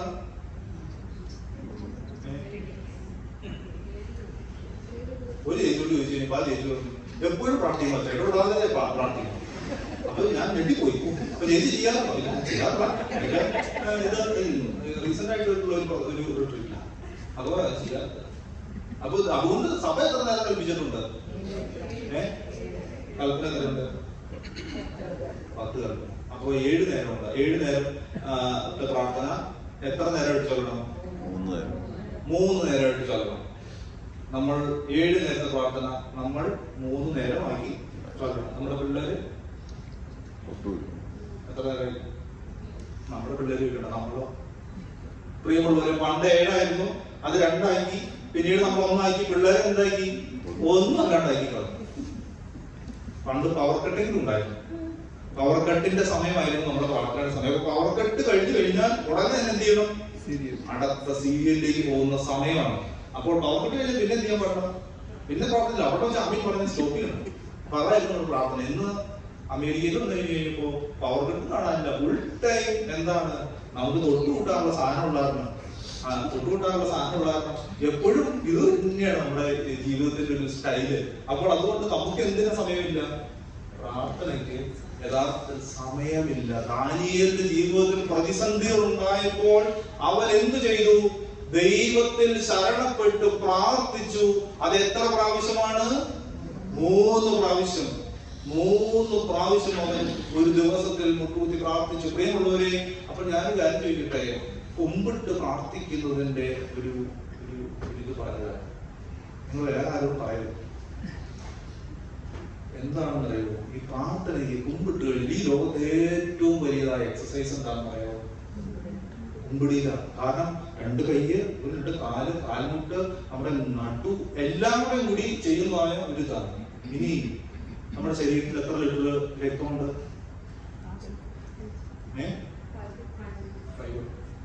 നഴ്സുമാരാ ഏകദേശം അടുത്തെത്തി. 6 ലിറ്റർ രക്തമുണ്ട് നമ്മുടെ ശരീരത്തിൽ. കറക്റ്റാ, 6 ലിറ്റർ രക്തമുണ്ട്. അതിൽ ബാക്കിയുള്ളതെല്ലാം ഇങ്ങോട്ടേക്ക് പോകും. ഈ തലച്ചോറിലേക്ക് എത്ര പോകണമെന്ന് അറിയാമോ? 1.5 ലിറ്റർ വേണം നമ്മുടെ തലച്ചോറിലേക്ക് പോകാനായിട്ട്. ശരിക്കും പറയാൻ നമുക്ക് താഴത്തേക്ക് ഗുരുത്വാകർഷണം തന്നെ എടുക്കുവാണല്ലേ. അപ്പൊ ഈ സാധനം വെള്ളിലേക്ക് പോകണം. പിന്നെ മതില്ലേ? ഇത് വെള്ളിലേക്ക് പോകണ്ടേ? നിങ്ങൾ ചിന്തിച്ചു നോക്കി. അപ്പൊ നമ്മുടെ ഡാക്ടർമാർ എന്തുകൊണ്ട് വളരെ കൃത്യമായിട്ടാണ്. അപ്പൊ 1750 ഗ്രാമുണ്ട് നമ്മുടെ തലച്ചോറ്. അല്ലെങ്കിൽ ഇത്രയും സാധനം പോകണം. ഈ സാധനം പോകുമ്പോൾ ആലോചിക്കുക, നമ്മൾ കുനിഞ്ഞു കഴിയുമ്പോൾ നമ്മുടെ രക്തയോട്ടം കൂടി എന്ത് ചെയ്യും? നല്ല പമ്പിങ് ആയിരിക്കും. നല്ല ബുദ്ധിശക്തി ഉണ്ടാവും, നല്ല ഓർമ്മ ഉണ്ടാവും. ബ്രഹ്മിയൊന്നും കഴിക്കേണ്ട കാര്യമില്ല. എന്ത് ചെയ്താൽ മതി? ഒരു 3 ദിവസം അടുപ്പിച്ച്. അതുകൊണ്ട് നമ്മുടെ ആൾക്കാർ ദുഃഖവെള്ളിയാഴ്ച നിർത്താതെ മുമ്പിടും. ഇതൊക്കെ അറിയാവുന്നവരെ മുമ്പിടുന്നത്. അറിയാൻ പാടാത്ത മുമ്പിടില്ല. പ്രിയപ്പെട്ടത്, ഇനി നമ്മൾ പോയിട്ട് കാര്യമില്ല. നമ്മുടെ ബുദ്ധി ഇതൊക്കെ പോയി. ഇനിയിപ്പോ ആരും തോന്നണം പിള്ളേരെങ്കിലും എന്ത് ചെയ്യണം? പഠിപ്പിക്കണം, മുമ്പിടാൻ പഠിപ്പിക്കണം. അതുകൊണ്ട് വലിയ ബെനിഫിറ്റ് ഉണ്ട്. ഫിസിക്കലായിട്ട് നമ്മളെ സംബന്ധിച്ചിടത്തോളം ഒത്തിരിയേറെ ഗുണങ്ങളുള്ള ഒന്നാണ് കുമ്പിടി. അതുകൊണ്ടാണ് പ്രാർത്ഥനയും കുമ്പിടിയും പരസ്പര പൂരകങ്ങളാണ്. ഒരു നാണയത്തിന്റെ തുട്ടിന്റെ 2 വശങ്ങളാണ് ഈ പ്രാർത്ഥനയും കുമ്പിടിയും. അതുകൊണ്ടാണ് പരിശുദ്ധനായ പെരുമ്പടി തിരുമേനി പറഞ്ഞത്, പ്രാർത്ഥന എന്നുള്ളത് ശൈശവത്തിന്റെ ഉത്സാഹവും. അല്ല, കുമ്പിട്ട് എന്നെ ഉത്സാഹം, ശൈശവത്തിന്റെ ഉത്സാഹവും യൗവനത്തിന്റെ ആശ്രയവും വാർദ്ധക്യത്തിന്റെ സമാധാനവും എത്രയും നമ്മൾ പറഞ്ഞിരിക്കുന്നത്. പ്രിയമുള്ളവരെ, നമ്മുടെയൊക്കെ ജീവിതത്തിൽ അപ്രകാരമുള്ളതായ ഒരു അനുഭവം ഉണ്ടാവുക എന്നുള്ളതാണ് ഏറ്റവും വലുത്. ദാനിയേലിന്റെ ജീവിതത്തിൽ അപ്രകാരം ശുഭകരമായിരുന്നു. അവന്റെ ജീവിതത്തിൽ പ്രതിസന്ധികൾ ഉണ്ടായപ്പോൾ, പ്രതികൂലതകൾ ഉണ്ടായപ്പോൾ, ദാനിയേലിന്റെ ജീവിതത്തിൽ വലിയതായ വിഷമങ്ങൾ കടന്നു വന്നു കഴിഞ്ഞപ്പോൾ അവൻ അഭയപ്പെട്ടത് എങ്ങനെയാണ്? പ്രാർത്ഥനയിലാണ്. പ്രിയമുള്ളവരെ, അവൻ അഭയപ്പെട്ടത് പ്രാർത്ഥനയിലാണ്. ഇന്ന് പലപ്പോഴും നമ്മൾ പല പല ഉപദേശങ്ങളിലൂടെ കടന്നു പോകും അല്ലെ. ചില നാട്ടുകളിലൊക്കെ ചെന്ന് കഴിഞ്ഞാൽ ഒരു വലിയൊരു പോസ്റ്റർ വെച്ചിട്ടുണ്ടാവും. ആ പോസ്റ്റർ എഴുതിയിട്ടുണ്ടാവും, യേശു ക്രിസ്തു ഏക മധ്യസ്ഥൻ. അപ്പൊ എന്താണ് അതിന്റെ അർത്ഥം? വേറെ ആരും വേണ്ട. താഴെ ചെറിയ അക്ഷരത്തിൽ എഴുതി വെച്ചിട്ടുണ്ടാവും. അസുഖങ്ങളും പ്രയാസങ്ങൾക്കൊക്കെ വിളിക്കുക ബ്രദർ ഇന്നയാളുടെ നമ്പർ, ഫോൺ നമ്പർ. അപ്പൊ അവിടെ എന്തായി തീർന്നു? അവിടെ പരിപാടി തീർന്നു. നമ്മുടെ പല ആളുകൾ അങ്ങോട്ട് പോയിട്ടുണ്ട്, പല കൂട്ടായ്മകളിലേക്ക് പോയിട്ടുണ്ട്. എന്തിനു വേണ്ടിയാണ് പോകുന്നത്? ഒന്ന് രോഗശാന്തിക്ക് വേണ്ടി, ഒന്ന് എന്തിനു വേണ്ടിയാണ്?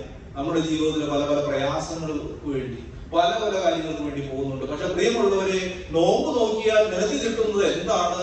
ദാനിയേലിന്റെ നോമ്പിനേക്കാൾ വലുതായിട്ട് കർത്താവിന്റെ നോമ്പ്. നമ്മളൊന്ന് ചിന്തിച്ചു നോക്കി. കർത്താവിന്റെ നോമ്പ് നോക്കി. നോമ്പ് കഴിഞ്ഞപ്പോൾ എന്ത് ചെയ്തു?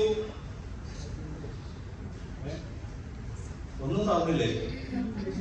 സാത്താൻ പരീക്ഷിക്കാൻ വന്നു. പ്രിയമുള്ളവരെ, മോശ നോമ്പ് നോക്കി. നോമ്പൊക്കെ നോക്കി നല്ല കൽപ്പലകൾ, കർത്താവിന്റെ കൈ കൊണ്ട് എഴുതിയ കൽപ്പലകൾ കൊണ്ടുവന്നു. എന്ത് സംഭവിച്ചു? താഴെ നോമ്പെല്ലാം കഴിഞ്ഞ് കഴിഞ്ഞിട്ട് നോക്കിയപ്പോ ആളുകളെല്ലാം വന്ന് കാളക്കുട്ടീനെ ആരാധിച്ചുകൊണ്ടിരിക്കുക. മോശയ്ക്ക് ദേഷ്യം വന്നു. മോശ എടുത്ത് എറിയുകയും ചെയ്തു.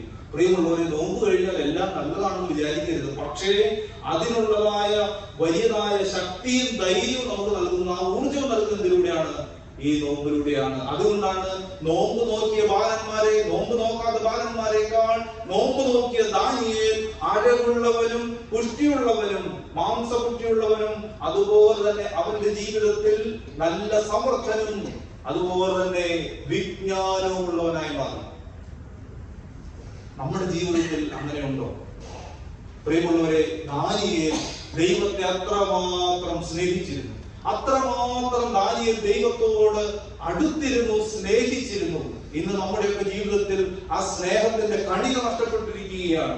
ഈ കുരിശെന്ന് പറയുന്നത് അതിന് 2 തലങ്ങളാണ്. ഒന്ന് മുകളിലേക്കും, ഒന്ന് ലംബവും, 2 തിരശ്ചീനം. മുകളിലേക്കുള്ള ദൈവവുമായിട്ടുള്ള ബന്ധമാണ്, മറ്റത് സഹോദരങ്ങളുമായിട്ടുള്ള ബന്ധമാണ്. അതുകൊണ്ടാണ് നോമ്പിൽ പറയുന്നത്, നോമ്പേ പോലെ ദിനങ്ങൾ വിളിച്ചന്നം നൽകൂ,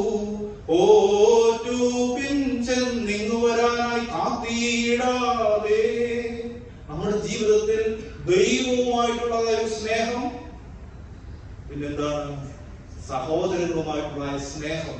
ആ ഒരു സ്നേഹബന്ധത്തിൽ നിൽക്കുമ്പോൾ മാത്രമേ നമ്മുടെ നോമ്പ് എന്താവുകയുള്ളൂ, ഫലവത്താവുകയുള്ളൂ. പ്രിയമുള്ളവരെ, ഭക്ഷണം വെടിയണം, അതോടുകൂടി തന്നെ ഭക്ഷണത്തെ മാത്രം വെടിഞ്ഞുള്ള നോമ്പ് വ്യക്തമായിട്ടുള്ളതാകുന്നു. നമ്മുടെ ജീവിതത്തിൽ സ്നേഹം വേണം. നമ്മുടെ ജീവിതം കൊണ്ട് മറ്റുള്ളവർക്ക് ഉപകാരം ഉണ്ടാകണം. നമ്മുടെ ജീവിതം കൊണ്ട് മറ്റുള്ളവർ എന്തെങ്കിലുമൊക്കെ പഠിക്കണം.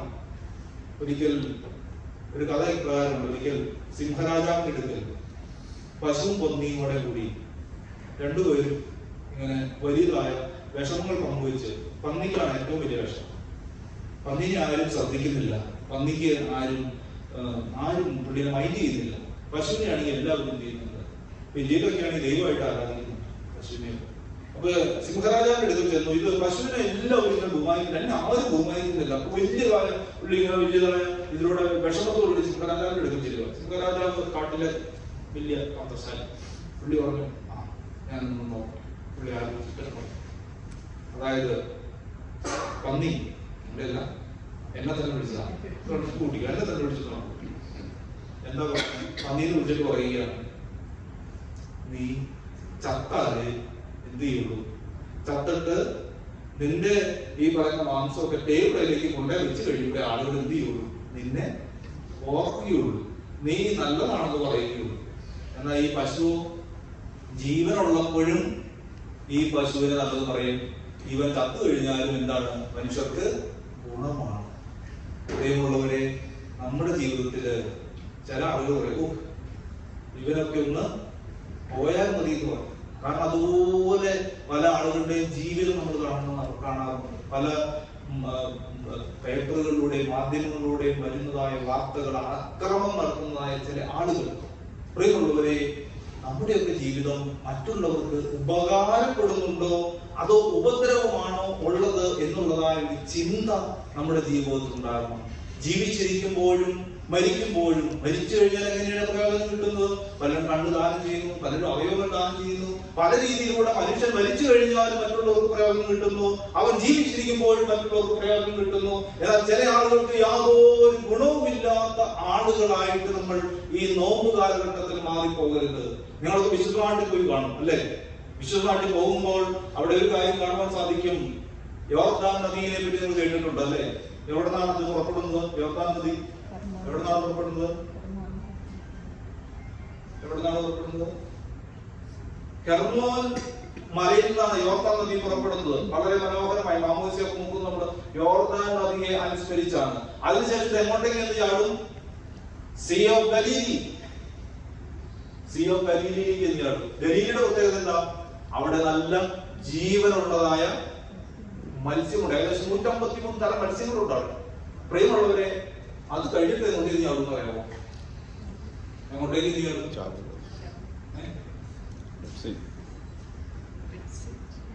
ഇത് നേരെ നിങ്ങളാരും പോയിട്ടില്ലേ? ഞാൻ പോയിട്ടില്ല, നിങ്ങൾ പോയിട്ടുണ്ടാവും ഞാൻ വിചാരിക്കുന്നു. അത് കഴിഞ്ഞിട്ട് എങ്ങോട്ടേക്ക് ചാടും പറയാമോ? ഡെഡ് സീയിലേക്ക് ചാടും. അവിടെയോ ജീവനില്ല. എന്താ ചേച്ചിന്റെ കാരണം? എന്തായിരുന്നു കാരണം? ഉപ്പായതുകൊണ്ടാ? എന്നാ അലക്സേട്ടാ? ഒരു രക്ഷയില്ല. എന്തെങ്കിലും കാരണമുണ്ടോ? ഇല്ല. പ്രിയമുള്ളവരെ, എല്ലാം അടിഞ്ഞു വന്നു. എന്നാന്നറിയാമോ? ഈ ഗലീലി കടലിന്റെ അവിടെ ഇൻലെറ്റും വരുന്നുണ്ട്, എന്ത് ചെയ്യുന്നുണ്ട്? ഔട്ട്ലെറ്റും ഉണ്ട്. റെഡ് സീ എന്ന് പറഞ്ഞു കഴിഞ്ഞാൽ അതിനെന്തില്ല? ഔട്ട്ലെറ്റ് ഇല്ല. തൂമ്പയുടെ സ്വഭാവം മാത്രമേ ഉള്ളൂ. ഇങ്ങോട്ടേക്ക് പോരട്ടെ, അങ്ങോട്ടേക്ക് ഒന്നും കൊടുക്കില്ല. പ്രിയമുള്ളവരെ, കൊടുക്കുവാനായിട്ടുള്ളതായ ഒന്നും എങ്ങോട്ടേക്കില്ല? ഡെഡ് സീക്കില്ല. കൊടുക്കാത്തതൊക്കെയും എന്താണ്? ചത്തതുപോലെയാണ്. അതുകൊണ്ടാണ് ഒരു മനുഷ്യൻ തലമുറകൾക്ക് വേണ്ടി കൂട്ടിയിട്ട് കുറെ പണം, എന്നിട്ട് അവൻ ആഹ്ലാദിച്ചു, ഇതെന്റെ അടുത്ത തലമുറയും അടുത്തതിന്റെ പിന്നത്തെ തലമുറയും അതിന്റെ അടുത്ത തലമുറയ്ക്ക് വേണ്ടി എന്താണ് കൂട്ടിയിട്ടു. ഭർത്താവ് ഒറ്റ കാര്യം പറഞ്ഞു. എന്താണ്? അവൻ ആദ്യം തന്നെ നല്ല രീതിയിലാണ് സംബോധന ചെയ്തത്. എന്താണ്?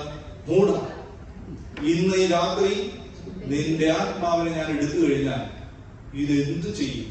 പ്രിയമുള്ളവരെ, ജീവനുള്ളവരാണോ ജീവനില്ലാത്തവരാണോ നമ്മൾ? നമ്മുടെ ജീവിതത്തിൽ പ്രയാസങ്ങളും പ്രതിസന്ധികളും വരുമ്പോൾ നമുക്ക് ഒരു തീരുമാനം എടുക്കുവാനായിട്ട് നമുക്ക് സാധിക്കുന്നുണ്ടോ? നമുക്ക് ഒരു നല്ലൊരു തീരുമാനം എടുക്കാനായിട്ട് പലപ്പോഴും നമുക്ക് സാധിക്കാറുണ്ടോ? നമ്മൾ എടുക്കുന്ന തീരുമാനമൊക്കെ എങ്ങനെയായിരിക്കും? പത്രോസ് എടുത്ത തീരുമാനം പോലെ. പത്രോസ് ശമരിയയിലൂടെ പോയി. അപ്പൊ എന്ത് ചെയ്തു? ശമരിയക്കാരും യേശു തമ്പുരാനെ അനുസരിക്കുന്നില്ല. എന്ത് ചെയ്തു പത്രോസ്? ഉടനെ എന്നെ പറഞ്ഞു തീ ഇറങ്ങി നശിപ്പിക്കാൻ പറഞ്ഞു. പെട്ടെന്ന് തീരുമാനം. താബോർ മലയിലേക്ക് പോയപ്പോ നല്ലൊന്നാമതൊരു മാളിക. ഓ, എന്ത് മനോഹരമായ സൗന്ദര്യമുള്ളതായ മോശയും ഏരിയ ഒക്കെ അവിടെ ഇരിക്കുന്നു. ഉടനെ തന്നെ പത്രോസ് പറയുകയാണ്, കർത്താവേ, ഇനി നമുക്ക് എന്നെയണ്ട, ഇനി നമുക്ക് ഭൂമി പോയിട്ട് കഷ്ടപ്പാടൊന്നും കഴിക്കണ്ട, നമുക്ക് എന്ത് ചെയ്യാം, ഇവിടെ ഇരുന്ന് നമുക്ക് ഇനിയുള്ള കാലം പോക്കാമെന്ന് പറഞ്ഞു. കർത്താവ് അപ്പോൾ എന്നാ പറഞ്ഞതറിയോ? സാത്താൻ എന്നെ വിട്ട് ദൂരെ പോകുന്നു.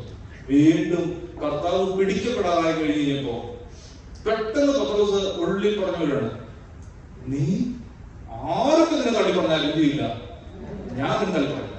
കർത്താവ് പറഞ്ഞു, നീ 3 പ്രാവശ്യം തള്ളി പറയും. ഞാൻ തള്ളി പറയില്ല. ഏറ്റവും ഒടുവിൽ പിടിക്കാറായി കഴിഞ്ഞപ്പോ ഒരു കാര്യം പറഞ്ഞു. എന്ത് ചെയ്തു? ഒരു സൈനികന്റെ ചെവി പോയിട്ടാണ് ഒരൊറ്റ കേട്ടത്. പ്രിയമുള്ളവരെ, നമ്മുടെ ജീവിതത്തിൽ ദാനിയേൽ എടുക്കുന്ന തീരുമാനങ്ങൾ പോലെ നമുക്ക് എടുക്കാൻ സാധിക്കുമോ? ഡെയിൽസ് വർത്ത് ടെല്ലിംഗ് എന്നുള്ള ഒരു സ്റ്റോറീസില് ഈ പത്രോസിനെ പറ്റി നല്ല കഥകളുണ്ട്. പത്രോസ് ഈ കാലഘട്ടത്തിലൊക്കെ എങ്ങനെയായിരുന്നു എങ്കിൽ പത്രോസിനെ പറ്റി നല്ല കഥകളാണ്. അപ്പൊ അതിനകത്ത് പറയുന്നത്, പത്രോസ് ഒരിക്കലും ഇങ്ങനെ, പത്രോസും കൂടെ ഉണ്ടായിരുന്ന 10 ശിഷ്യന്മാരൊക്കെ കൂടി ഇങ്ങനെ യാത്ര പോവാം. യാത്ര പോയ സമയത്ത് പത്രോസിനോട് പറഞ്ഞു, എല്ലാ ശിഷ്യന്മാരോടും പറഞ്ഞു, നിങ്ങളൊരു കാര്യം ചെയ്യ്, നമുക്ക് നമ്മള് ഒരു യാത്ര പോകണം, നമ്മൾ കുറച്ച് കല്ലെടുത്തോളം, ഒരു കല്ലെടുത്തോളം. അപ്പൊ എല്ലാവരും എന്ത് ചെയ്തു? എല്ലാവരും ഒരു നല്ല അത്യാവശ്യം നല്ല കല്ല് എടുത്തു. പത്രോസ് മാത്രം നോക്കി കഴിഞ്ഞപ്പോ, ഒരു കഥയാട്ടോ, പത്രോസ് നോക്കി കഴിഞ്ഞപ്പോ, ഞാൻ അല്പം പ്രായമുള്ള ആളാണ്, അതുകൊണ്ട് എന്ത് ചെയ്യും, ഞാൻ അങ്ങനെ ഒത്തിരി കല്ലോ വലിയ കല്ലോ ഒന്നും കാര്യമില്ല. പത്രോസ് ഒരു കുഞ്ഞിക്ക് കല്ല് ഇത്രയുള്ള കല്ലെടുത്തു, എന്നിട്ട് പോക്കറ്റിൽ ഇട്ടു. ആരെയും കാണിക്കാതോ, എല്ലാം വലിയ അവിടെ കൊല്ലാൻ വലിയ ആളാന്ന് പറഞ്ഞു പോയി. അത്തിമരത്തിന് ചോട്ടിലെത്തി കഴിഞ്ഞിട്ട് വിശുദ്ധ വരാൻ പറഞ്ഞു, സിദ്ധമോ, എല്ലാവരും ഇരിക്കുക, നമുക്ക് വിശക്കുന്നുണ്ടല്ലോ, നിങ്ങളുടെ കയ്യിലിരിക്കുന്ന കല്ലൊക്കെ അപ്പമാവട്ടെ എന്ന് പറഞ്ഞു. എല്ലാവർക്കും അത്യാവശ്യം നല്ലൊരു അപ്പം കിട്ടി. പത്രോസ് നോക്കി ഒരു കുഞ്ഞിക്കീരി അപ്പം. അതോടുകൂടി പത്രോസിന്റെ ആ പരിപാടി പോയി. ഓ, പത്രോസിന്റെ വിഷമിച്ച് ഇങ്ങനെ വീണ്ടും പത്രോസ് ശിഷ്യന്മാരും ഇങ്ങനെ യാത്ര ചെയ്തുകൊണ്ട് പോവാണ്. അപ്പൊ കർത്താവ് ഇടയ്ക്ക് വെച്ച് വീണ്ടും പറഞ്ഞു, ഒരു കാര്യം ചെയ്യും, നിങ്ങൾ വീണ്ടും ഒരു കല്ലെടുക്കാൻ പോകും. ഈ തവണ ശിഷ്യന്മാരൊക്കെ ഞാൻ ശരിയാക്കാന്ന് പറഞ്ഞു. പത്രോസ് എന്ത് ചെയ്തു? ഒരു മന്ദക്കാട്ട കല്ലെടുത്തു.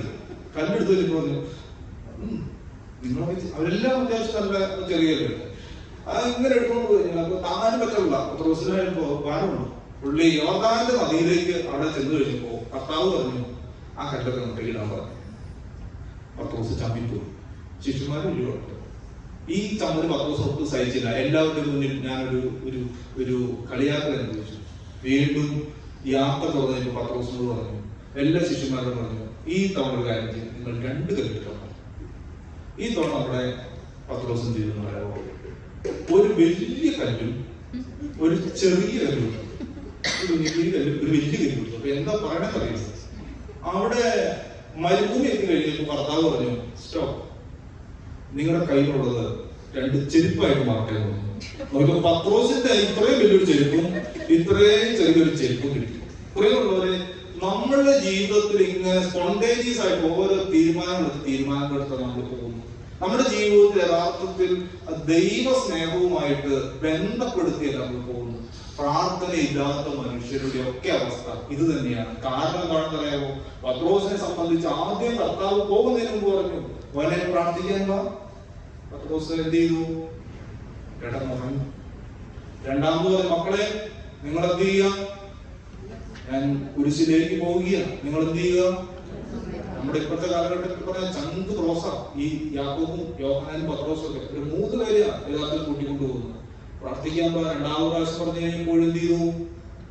അവരുറങ്ങി.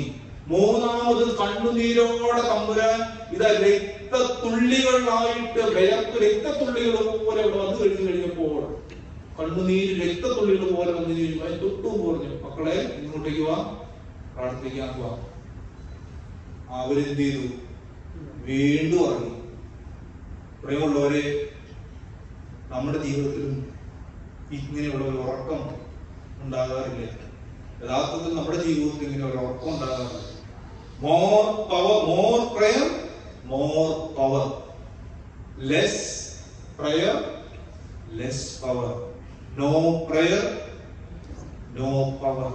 പ്രിയമുള്ളവരെ, എന്നാൽ ഈ പത്രോസിന്റെ ജീവിതം പരിശോധിക്കുമ്പോൾ, പെന്തിക്കോസ്തിയുടെ അനുഭവത്തിലേക്ക് വരുമ്പോൾ യഥാർത്ഥത്തിൽ അവന്റെ ജീവിതം മാറി വരികയാണ്. പ്രാർത്ഥനയുടെ അങ്ങേയറ്റത്തേക്ക് എത്തി, പിന്നീട് തലകീഴായി കുരിശിക്കപ്പെടുകയാണ്.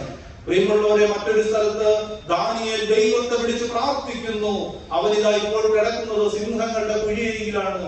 അവനൊരിക്കലും അവന്റെ തീരുമാനങ്ങളെല്ലാം കറക്റ്റ് ആയിരുന്നു. അവനെടുത്ത തീരുമാനങ്ങളെല്ലാം ആക്യുറേറ്റ് ആയിട്ടുള്ള തീരുമാനങ്ങളായിരുന്നു അവനെടുത്തത്.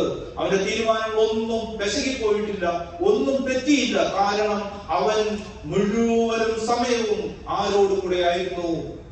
ദൈവത്തോടു കൂടിയായിരുന്നു. ദൈവത്തോട് വിശ്വസ്തനായിരുന്നു, ദൈവത്തെ സ്നേഹിച്ചിരുന്നു, ദൈവവുമായിട്ട് അഭേദ്യമായ ബന്ധം പുലർത്തിയിരുന്നു. പ്രിയമുള്ളവരെ, ഇപ്രകാരമുള്ള ഒരു അനുഭവത്തിലൂടെയാണോ ഞാനും നിങ്ങളും കടന്നു പോകുന്നത്? ഞാൻ എന്റെ വാക്കുകളെ സമയമില്ലേ, ഞാൻ എന്റെ വാക്കുകളെ അവസാനിപ്പിക്കുകയാണ്. പ്രിയമുള്ളവരെ, നമ്മുടെ ജീവിതം എപ്രകാരമാണ്? നമ്മുടെ ജീവിതം ദാനിയേലിനെ പോലെ ജീവിച്ച് അതായത് സിംഹങ്ങളുടെ കുഴിയിലേക്ക് പോയപ്പോഴും ദാനിയേൽ പറയുന്നതായ ഒരു കാര്യം, ഐ എം ഓക്കേ, ഞാൻ ശുഭമായിരിക്കുന്നു. രേഖ എഴുതിയിരിക്കുന്നത് കണ്ടപ്പോഴും ഞാൻ ശുഭമായിരിക്കുന്നു. എന്റെ ജീവിതത്തിലെ പ്രയാസങ്ങൾ വന്നപ്പോൾ ഞാൻ ശുഭമായിരിക്കുന്നു. എന്റെ ജീവിതത്തിൽ രോഗങ്ങൾ വന്നപ്പോൾ ഞാൻ ശുഭമായിരിക്കുന്നു. എന്റെ ജീവിതത്തിലെ മുഴുവൻ സമയവും ഞാൻ ശുഭമായിരിക്കുന്നു. എന്റെ തീരുമാനങ്ങൾ കറക്റ്റാണ്. ഞാൻ ഒരു സംഭവം കൂടി പറഞ്ഞ് ഞാൻ അവസാനിപ്പിക്കുകയാണ്. നിങ്ങൾ ആരെങ്കിലും ഒക്കെ ജപ്പാൻ സന്ദർശിച്ചിട്ടുണ്ടാകുന്ന വിചാരിക്കുകയാണ്. അവിടെ ടോക്കിയോയിൽ ഷിബോയ എന്ന് പറയുന്ന റെയിൽവേ സ്റ്റേഷൻ ഉണ്ട്. 1920 ഉനോയോ എന്ന് പറയുന്നതായ പ്രൊഫസർ, അദ്ദേഹത്തിന് ഒരു പട്ടിയോടുള്ളതായ സ്നേഹം, ആ പട്ടിയോടുള്ളതായ ആ വലിയതായ സ്നേഹം, അദ്ദേഹം ആ സ്നേഹം കാരണം അദ്ദേഹം ആ പട്ടിയെ വളരെയധികം മനോഹരമായി താലോലിച്ചു. എന്നാൽ അദ്ദേഹത്തിന്റെ ജീവിത പങ്കാളിക്ക് അത് ഇഷ്ടപ്പെട്ടില്ല, മക്കൾക്കും ഇഷ്ടപ്പെട്ടില്ല. അങ്ങനെ ഈ പട്ടിയെ ഉപേക്ഷിക്കുകയാണ്. എന്നാൽ ഈ പട്ടി തന്റെ യജമാനോടുള്ളതായ അഭേദ്യമായ സ്നേഹം മുഖാന്തരം ഈ പട്ടി, ഈ പ്രൊഫസർ എല്ലാ ദിവസവും രാവിലെയും വൈകുന്നേരവും പോകുന്നതായ ഈ ഷിബോയ റെയിൽവേ സ്റ്റേഷനിൽ ഈ പട്ടി എല്ലാ ദിവസവും കറക്റ്റ് സമയത്ത് അവിടെ വരും. പ്രിയമുള്ളവരെ, ഈ പട്ടിയെ സംബന്ധിച്ചിടത്തോളം ആ ഷിബോയ റെയിൽവേ സ്റ്റേഷനിലെ അയൽവാസികൾക്ക് എല്ലാം പ്രിയങ്കരനായിരുന്നു. കാരണം ഈ അയൽവാസികൾക്ക്, അവിടെയുള്ള കടക്കാർക്കൊക്കെ അറിയാം ഈ പട്ടി ഈ പ്രൊഫസർ ഉനോയെ കാണുവാനും ഒക്കെയാണ് വന്നിരിക്കുന്നതെന്ന്. 2-3 വർഷങ്ങൾക്ക് ശേഷം ഇതിങ്ങനെ തുടർന്നു. ടോക്കിയോയിൽ ഈ പട്ടിയുടെ പേര് ഹാച്ചിക്കോ എന്നാണ്, ഹാച്ചിക്കോ. അപ്പോൾ ഈ പട്ടി ഇങ്ങനെ എല്ലാ ദിവസവും ഇങ്ങനെ കറക്റ്റ് ടൈമിൽ വന്നു. ഈ യജമാനോടുമായ അഭേദ്യമായ സ്നേഹം മൂലം, അഭേദ്യമായ വിശ്വസ്തത മൂലം ഒരിക്കൽ ഈ പ്രൊഫസർ മരിച്ചു. 2-3 വർഷങ്ങൾക്ക് ശേഷം പ്രൊഫസർ മരിച്ചു. ഈ പ്രൊഫസർ മരിച്ച കാര്യം ഈ പട്ടി അറിയുന്നില്ല. അവിടെയുള്ള ആരും അങ്ങനെ ഇത് ചെയ്യുന്നില്ല. ഈ പട്ടിയാണ് വെളിപ്പെടുത്തുന്നില്ല. ഈ പട്ടി ഈ മരിച്ചതറിയാതെ എല്ലാ ദിവസവും ഇങ്ങനെ വന്നുകൊണ്ടിരിക്കുകയാണ്. അങ്ങനെ പട്ടി ഏകദേശം 11 വർഷം ജീവിച്ച് പട്ടിയും മരിച്ചു. അവിടെ ഉണ്ടായിരുന്ന നാട്ടുകാരൊക്കെ ഈ ടോക്കിയോ ഷിബോയ റെയിൽവേ സ്റ്റേഷനിൽ ഇപ്പോഴും ചെന്നാൽ നിങ്ങൾക്ക് കാണുവാൻ സാധിക്കും. ആ പട്ടിക്ക് വേണ്ടി അവിടെ ഒരു പ്രതിമ സ്ഥാപിച്ചു. അതാണ് സ്റ്റാച്യു ഓഫ് ഹാച്ചിക്കോ എന്ന് പറയും, ജപ്പാൻ ടോക്കിയോയിൽ. ആ ഹാച്ചിക്കോ സ്ഥാപിച്ചു. പ്രിയമുള്ളതിനു ശേഷം അത് സെക്കൻഡ് വേൾഡ് വാറിൽ അത് തകർക്കപ്പെട്ടു. ഈ പട്ടിയുടെ സ്നേഹം, ആ വലിയതായ ആ യജമാനോടുള്ള സ്നേഹം വീണ്ടും അത് ആ പഴയ നാട്ടുകാരൊക്കെ വീണ്ടും അത് അറിഞ്ഞ് വീണ്ടും ആ സ്റ്റാച്യു വീണ്ടും 1948 ഇന്നും അത് അവിടെ നിൽക്കുകയാണ്. ആ സ്റ്റാച്യു ഓഫ് ഹാച്ചിക്കോ കഴിഞ്ഞ 2023 ഹാച്ചി ദ ഡോഗ് എന്ന് പറഞ്ഞ ഒരു സിനിമ ഈ അമേരിക്ക റിലീസ് ചെയ്തിരുന്നു. പ്രിയമുള്ളവരെ, അത്രമാത്രം യജമാനോട് സ്നേഹം കാണിച്ചിരുന്ന പ്രിയമുള്ളവരെ, നമ്മുടെയൊക്കെ ജീവിതത്തിൽ നമ്മുടെ ദൈവത്തോടുള്ള ബന്ധത്തിൽ എങ്ങനെയാണ് നമ്മുടെ സ്നേഹം? പ്രിയമുള്ളവരെ, നമ്മുടെ വിശ്വസ്തത എങ്ങനെയാണ്? നമ്മുടെ ജീവിതത്തിൽ എങ്ങനെയാണ് നാമും ദൈവവുമായിട്ടുള്ള അഭേദ്യമായ ബന്ധം? നമ്മുടെ തീരുമാനങ്ങൾ എങ്ങനെയാണ്? നാം എടുക്കുന്ന തീരുമാനങ്ങളൊക്കെയും ദൈവത്തിൽ ആശ്രയിച്ചെടുക്കുന്ന തീരുമാനങ്ങളാണോ? യെശയ്യാപ്രവചനം പറയുന്നു, കാള തന്റെ ഉടയവനെ, കഴുത തന്റെ യജമാനന്റെ ഒരു തൊട്ടി അറിയുന്നല്ലോ, എന്റെ ജനമറിയുന്നില്ല. പ്രിയമുള്ളവരെ, അവസാന തുള്ളി ചോരയിൽ നമുക്ക് വേണ്ടി കാൽവരിയിൽ യാഗമായി തീർന്ന നമ്മുടെ കർത്താവും രക്ഷിതാവുമായ യേശു തമ്പുരാൻ, ആ യേശു തമ്പുരാന്റെ കഷ്ടാനുഭവത്തിലേക്ക് നമ്മൾ പ്രവേശിക്കുമ്പോൾ എത്രമാത്രം സ്നേഹം നമുക്ക് നമ്മുടെ കർത്താവിനോടുണ്ട്, നമ്മുടെ നാഥനോട് എത്രമാത്രം സ്നേഹമുണ്ട്, നമ്മുടെ പ്രാർത്ഥനാ ജീവിതം എങ്ങനെയാണ്, നമുക്ക് കിട്ടിയതായ സുഖസൗകര്യങ്ങളിൽ എങ്ങനെയാണ് ദൈവവുമായിട്ടുള്ളതായ ബന്ധം എന്നുള്ളതായ രീതിയിൽ ഈ കാലഘട്ടത്തിൽ, ഇന്നത്തെ ഈ പ്രഭാതത്തിൽ, ഇന്നത്തെ ഈ സന്ധ്യയിൽ നാം ചിന്തിക്കേണ്ടിയിരിക്കുന്നു. നമുക്ക് തലകൾ വണക്കാം, നമുക്ക് പ്രകാരം ചേർന്ന് പ്രാർത്ഥിക്കാം.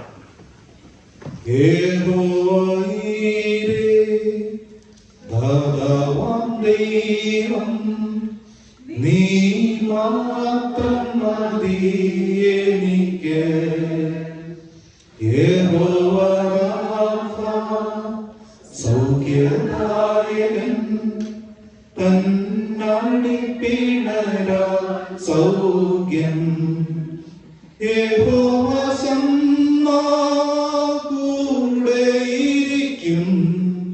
നൽകുമവൻ ആവശ്യങ്ങൾ. നീ മാത്രം മതി, നീ മാത്രം മതി, നീ മാത്രം മതി എനിക്ക്, നീ മാത്രം മതി, നീ മാത്രം മതി, നീ മാത്രം മതി. സ്നേഹവാനും കാരുണ്യവാനും ഞങ്ങൾ അത്യധികം സ്നേഹിക്കുന്ന സ്വർഗീയ പിതാവേ, വാഴ്ത്തപ്പെട്ട തമ്പുരാൻ, അനുഗ്രഹിക്കുന്നതുമായിരിക്കുന്ന ഇന്നത്തെ ഈ സന്ധ്യയോടടുത്തിരിക്കുന്നതായ ദിവസം, ദൈവമേ, ദാനിയേൽ ശുഭപ്പെട്ടിരുന്നത് പോലെ ഞങ്ങളുടെ ജീവിതവും ശുഭപ്പെടുവാൻ തക്കവിധം പ്രയാസങ്ങളിലും പ്രതിസന്ധികളിലും തളരാതെ കർത്താവെ അവിടുത്തെ കൈപിടിച്ച്, കർത്താവെ അവിടുത്തോടുള്ള സ്നേഹത്തിലായിരിക്കാൻ തക്കവിധം ദൈവമേ ഞങ്ങളെ ഓരോരുത്തരെയും അവിടുന്ന് ഇടയാക്കി തീർക്കുമാറാകണമേ. ദൈവം പല രാജാക്കന്മാരിലൂടെയും കടന്നുപോയപ്പോൾ ദാനിയേൽ തന്റെ അടിയുറച്ച വിശ്വാസ നിമിത്തം താൻ മുമ്പേ ചെയ്തുകൊണ്ടിരുന്നത് പോലെ 3 പ്രാവശ്യം മുട്ടുകുത്തി യെരൂശലേമിന് നേരെ കിളിവാതിൽ തുറന്ന് നഷ്ടപ്പെട്ടു പോയ ദേവാലയത്തിലേക്ക് പോകുവാൻ സാധിക്കാതെ ദൈവമേ ആ ദാനിയേലിനെ ഞങ്ങൾ ഓർക്കുന്നു. ദൈവമേ, ഇന്ന് ഞങ്ങൾക്കൊരു ദേവാലയമുണ്ട്, ഞങ്ങൾക്ക് പ്രാർത്ഥിക്കുവാൻ സംവിധാനമുണ്ട്. ദൈവമേ, ഞങ്ങൾ അങ്ങയുടെ സ്നേഹത്തിൽ ബലപ്പെടുവാൻ തക്ക വിധം ഈ നാളുകൾ ഞങ്ങൾക്ക് മുഖാന്തരമായി തീരണമേ. മനോഹരമായ ഓശാനയും തുടർന്നുള്ളതായ കഷ്ടാനുഭവവും ദൈവമേ ഞങ്ങളുടെ ജീവിതത്തിൽ അവിടുത്തോടുള്ള അചഞ്ചലമായ സ്നേഹത്തെ മുറുകെ പിടിക്കുന്ന ശുശ്രൂഷകളായി തീരുമാറാകണമേ. ദൈവത്തിന് പകൽക്കാലം മുഴുവൻ ഞങ്ങളെ അവിടുന്ന് കാത്തുകൊണ്ടുവല്ലോ. രാത്രികാലത്തേക്ക് ഞങ്ങളെ ആക്കിയിരിക്കുമ്പോൾ ദൈവമേ, നാളത്തെ ദിവസം ഞങ്ങളുടേതല്ല എന്ന് ഞങ്ങൾ ഉറപ്പിച്ചു പറയുന്നു. ദൈവമേ, ഈ ലോകത്തുനിന്ന് മാറ്റപ്പെടുമ്പോൾ ദൈവമേ ഞങ്ങൾക്ക് ആയുസ്സും ആരോഗ്യം നൽകി ദൈവമേ അവിടുന്ന് ഞങ്ങളെ ഇത്രത്തോളം വഴി നടത്തിയത്, ഇത്രത്തോളം അനുഗ്രഹങ്ങൾ നൽകിയല്ലോ. ദൈവമേ, ഞങ്ങളെ അവിടുന്ന് മറന്നു കളയരുതേ. അവിടുത്തോടുള്ള സ്നേഹത്തെ കൂടുതൽ ബലപ്പെടുവാൻ ഞങ്ങൾ ഇടയാക്കണമേ. ഞങ്ങൾക്ക് ശുശ്രൂഷ ചെയ്യുന്ന ഞങ്ങൾ വൈദികരെ സമർപ്പിച്ച് പ്രാർത്ഥിക്കുന്നു. ദൈവമേ, ദൈവ തിരുക്കരമുള്ളവരെ ഓർക്കുന്നു. ദൈവമേ, ഞങ്ങളെ തിരുമേനിയെ ഓർത്ത് പ്രാർത്ഥിക്കുന്നു. ദൈവമേ, ഇന്ന് വരാൻ സാധിക്കാത്ത എല്ലാ ദൈവമക്കളെയും പ്രത്യേകമായിട്ട് ഓർക്കുന്നു. ദൈവപുരാനെ അവരൊക്കെയും അവിടെ നിന്ന് അനുഗ്രഹിക്കണമേ. ദൈവപുരാനെ ഞങ്ങളെ ഓരോരുത്തരെയും വീണ്ടും താഴ്ത്തി സമർപ്പിക്കുന്നു. അതാടിയുടെ മേൽ കൃപ ചെയ്യണമേ. തമ്പുരാന്റെ വേണ്ടി സരസ്വതിമാന്മാരെ ശ്രദ്ധിക്കട്ടെ. കൂട്ടുകാവിൽ നിന്നാളുണ്ടായിരിക്കും പിതാവിന്റെയും പുത്രന്റെയും പരിശുദ്ധ നാമത്തിൽ തന്നെ ആമേൻ.